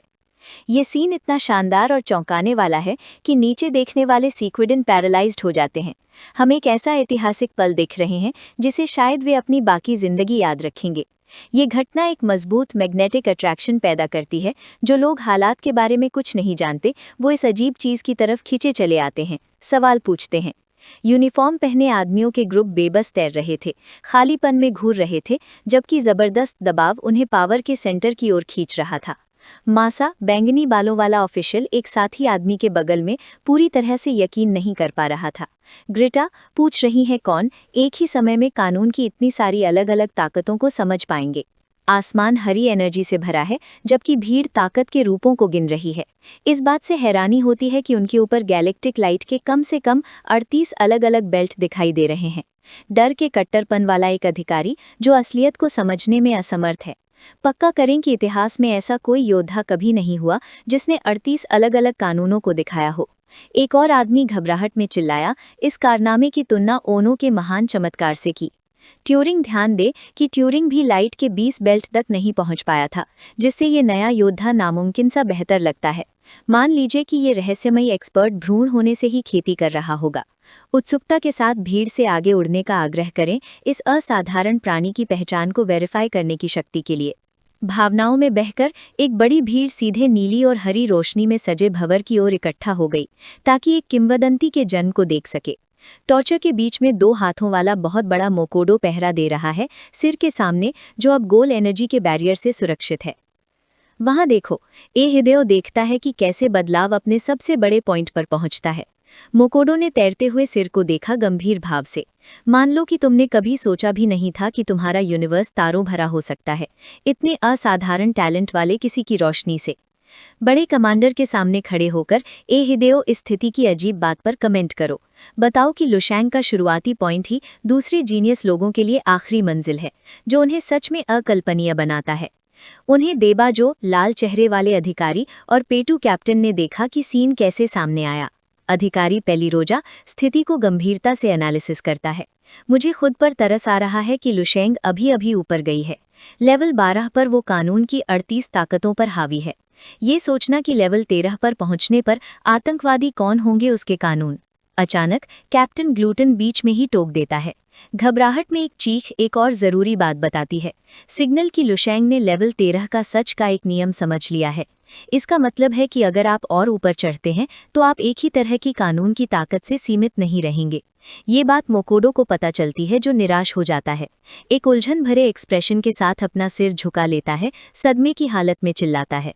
ए हिदेओ ने इमोशन के साथ थ्योरी को कंफर्म किया। मासा कमांडर को बताता है कि जब लुशैंग लेवल 13 पर पहुंचेगा तो उसके पास निश्चित रूप से कई शक्तियां होंगी और आप और भी ज्यादा समझ पाएंगे।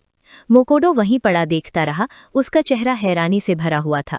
अपनी खोपड़ी के अंदर योद्धा की नामुमकिन क्षमता को समझते हुए वो पूछता है कि अगर लुशैंग की आवाज़ धीमी भी है तो उसे इंसान माना जा सकता है। एनर्जी कैप्सूल आखिरकार अपनी लिमिट तक पहुंच जाता है, अपने अंदर हो रहे बदलाव के तेज दबाव में सिकुड़ जाता है। डार्क एनर्जी के एक धमाके के साथ स्किन पूरी तरह से पार्टिकल्स बनाती है। लुशैंग स्क्रेफ्यूलस से बाहर निकलता है, बिना शर्ट के और बुने हुए काले धागों से घिरा हुआ। उसका शरीर लाल पैटर्न और मिलते हुए पंखों से चमकता है जब वो खाली जगह में घुसता है। उसके चारों ओर एक बहुत बड़ी कॉस्मिक घटना होती है जो नेब्यूला के अंदर बन रहे ब्लैक होल जैसी दिखती है। लुशैंग इस डिस्प्ले के बेस पर पाया जाता है, हाथ ऊपर उठाए पावर को चैनल करता है। बवंडर से निकली एनर्जी ने खुद को जोर से लाइट के एक कंसंट्रेटेड रिंग में दबा दिया जो उसके आसपास की जगह को बिगाड़ रहा था। लुशैंग ने बहुत ज़्यादा कंसंट्रेटेड होकर अपने हाथों के बीच डार्क एनर्जी के गोले को कंडेंस किया। अपनी संस्कृति पर विचार करते हुए, ये देखते हुए कि उनके गुरु यान जिशो के 4 पोल इस नई पावर से पूरी तरह से ढक गए हैं, आइए संक्षेप में पूछें कि ये डेविएशन अच्छा है या बुरा। सू एक्सप्रेशन से वुल्वेसेरिया अपने भविष्य का एनालिसिस करते हुए, इस हिसाब से कि उनकी 3 ग्रैंड इनहेरिटेंस अभी सिर्फ लेवल 16 पर ही मैक्सिमम लिमिट दिखाती हैं। अपने हिसाब से वो ये नतीजा निकालता है कि लेवल 16 की ताकत है, लेकिन वो अकेला इस यूनिवर्स को बचाने में बिल्कुल नाकाम है। उसके गुरु यान जिशो की एक स्पेक्ट्रल इमेज उसके पीछे लामाओं के बीच दिखाई देती है। लुशेंग एक हिम्मत वाला फैसला लेता है, लेवल 16 का वो सीधा रास्ता छोड़ दो जो तुम्हारे गुरु ने पता लगाया है।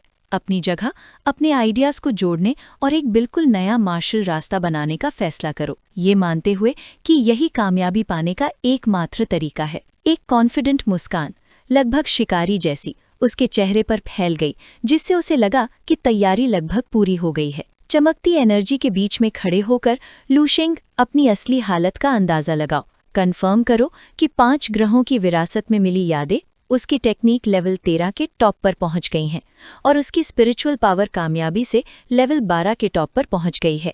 अपने हाथ के एक हल्के से मूवमेंट से उसने बैंगनी कपड़े पर एक मुंह बना लिया, स्पेस का। फैसला करो कि अब तुम्हारे पास देर करने की समझ नहीं है और ऑफिशियली पद छोड़ने का समय आ गया है। आखिरी, लेकिन ध्यान दें कि उससे पहले एक काम करना होगा, दुख के बारे में। उसने एरेमोलिना से एक गहरे बैंगनी रंग की आंख निकाली, उसे अपनी हथेली में पकड़ा। लुशेंग पर ध्यान दें और उसके हाथ में बैंगनी आंख है। उसे अपनी पकड़ से तब तक लगाता है जब तक वो सूजकर टूट न जाए। जबकि आंख टूट जाती है, वो बचे हुए हिस्सों के बीच रहती है। उसका एक्सप्रेशन उस एहसास से भी तेज हो जाता है। अचानक उसके शरीर में एक तेज और डरावनी चेतावनी गूंज उठी, उस बात से कि अजनबी जानवरों ने उसे पहले खत्म कर दिया था। उन्होंने चुपके से उसके अंदर एक श्राप डाल दिया था। श्राप खुद को आंखों के आकार के डरावने काले खालीपन के रूप में दिखाता है, जिसकी पुतलियां एक तारे के आकार की थीं जो उसके चारों ओर घूम रही थीं। अंधेरी चीजें शान जैसे शब्द गाती हैं, मैं तबाही भूल गया। अपनी भारी मौजूदगी से मेरे दिमाग पर हावी होने की कोशिश कर रही हैं। लुशेंग इस अंधेरे इलाके के बीच में शांत रहता है, श्राप को भूले हुए शब्द को एक बार फिर दोहराते हुए सुनता है। अपनी मुट्ठी में बहुत सारी सुनहरी रोशनी फिर से मिलाई, जिससे आत्माएं दहाड़ने लगीं। सेदा बताते हैं कि वो लगातार गा रहे हैं ताकि उनके पीछे की ताकतवर चीज की ओर इशारा किया जा सके। जो लोग मिलने आए थे, इसीलिए उन्होंने उन्हें तुरंत चुप कराने का फैसला किया। एक अंधेरी झील के साथ लुशेंग चूहे को बताता है और नीचे की ओर खतरनाक रोशनी का एक धमाका करता है। हमला तुरंत जुड़ जाता है, जिससे अंधेरी आंखें टूट जाती हैं और श्राप बनाने वाले कण बन जाते हैं जब तक वो धूल में नहीं बदल जाता। लुशेंग का मानना है कि क्योंकि उसने नीले तारे में लेवल 15 के जानवरों के एक लॉर्ड की नफरत गाई है, इसलिए इसे लॉर्ड ऑफ ओब्लिवियन कहा जाता है। ये असुस्तारलो के लिए काफी नहीं है। एक कॉन्फिडेंट और घमंडी मुस्कान के साथ वो उस अनजान चीज का सामना करता है। एक कहावत कोट करें जिसमें कहा जाता है कि जब आपके पास बहुत सारे पिस्सू होते हैं तो ये काटने की जगह को कांपने पर मजबूर कर देता है। चलो लॉर्ड डेलविड्रो से कहते हैं कि अगर तुम उसे मारना चाहते हो तो तुम्हें अभी आना चाहिए, नहीं तो तुम्हें उसके दूसरे दुश्मनों के पीछे जाने का इंतजार करना होगा। लुशेंग ने सीक्वल को खत्म करते हुए अपनी आंखें बंद कर लीं। लेवल 13 के जानवरों की चेतना उसके दिमाग में भर जाती है। एक बहुत बड़ी आध्यात्मिक शक्ति के साथ फ्यूजन उसकी दिव्य आत्मा के साथ उसकी आंखों के सामने अनगिनत अस्त व्यस्त और बिखरे हुए दृश्य दिखाता है। बुराई के आभा मंडल और इन यादों में मौजूद चरम सीमाओं के बावजूद लुशेंग नहीं बदलता। बैंगनी ऊर्जा से घिरा हुआ खड़ा बस असर महसूस कर रहा है, जैसे बिना पैराशूट के बारिश में चलना। महसूस हो रहा है, लेकिन बहुत ज्यादा नहीं। अपने हाथ को देखते हुए एहसास को एनालाइज करें। ध्यान दें कि ये बहुत कुछ वैसा ही महसूस होता है जब सेल्स म्यूटेट होते हैं। अतीत में उसके शरीर पर पैरासिटाइज किया गया था।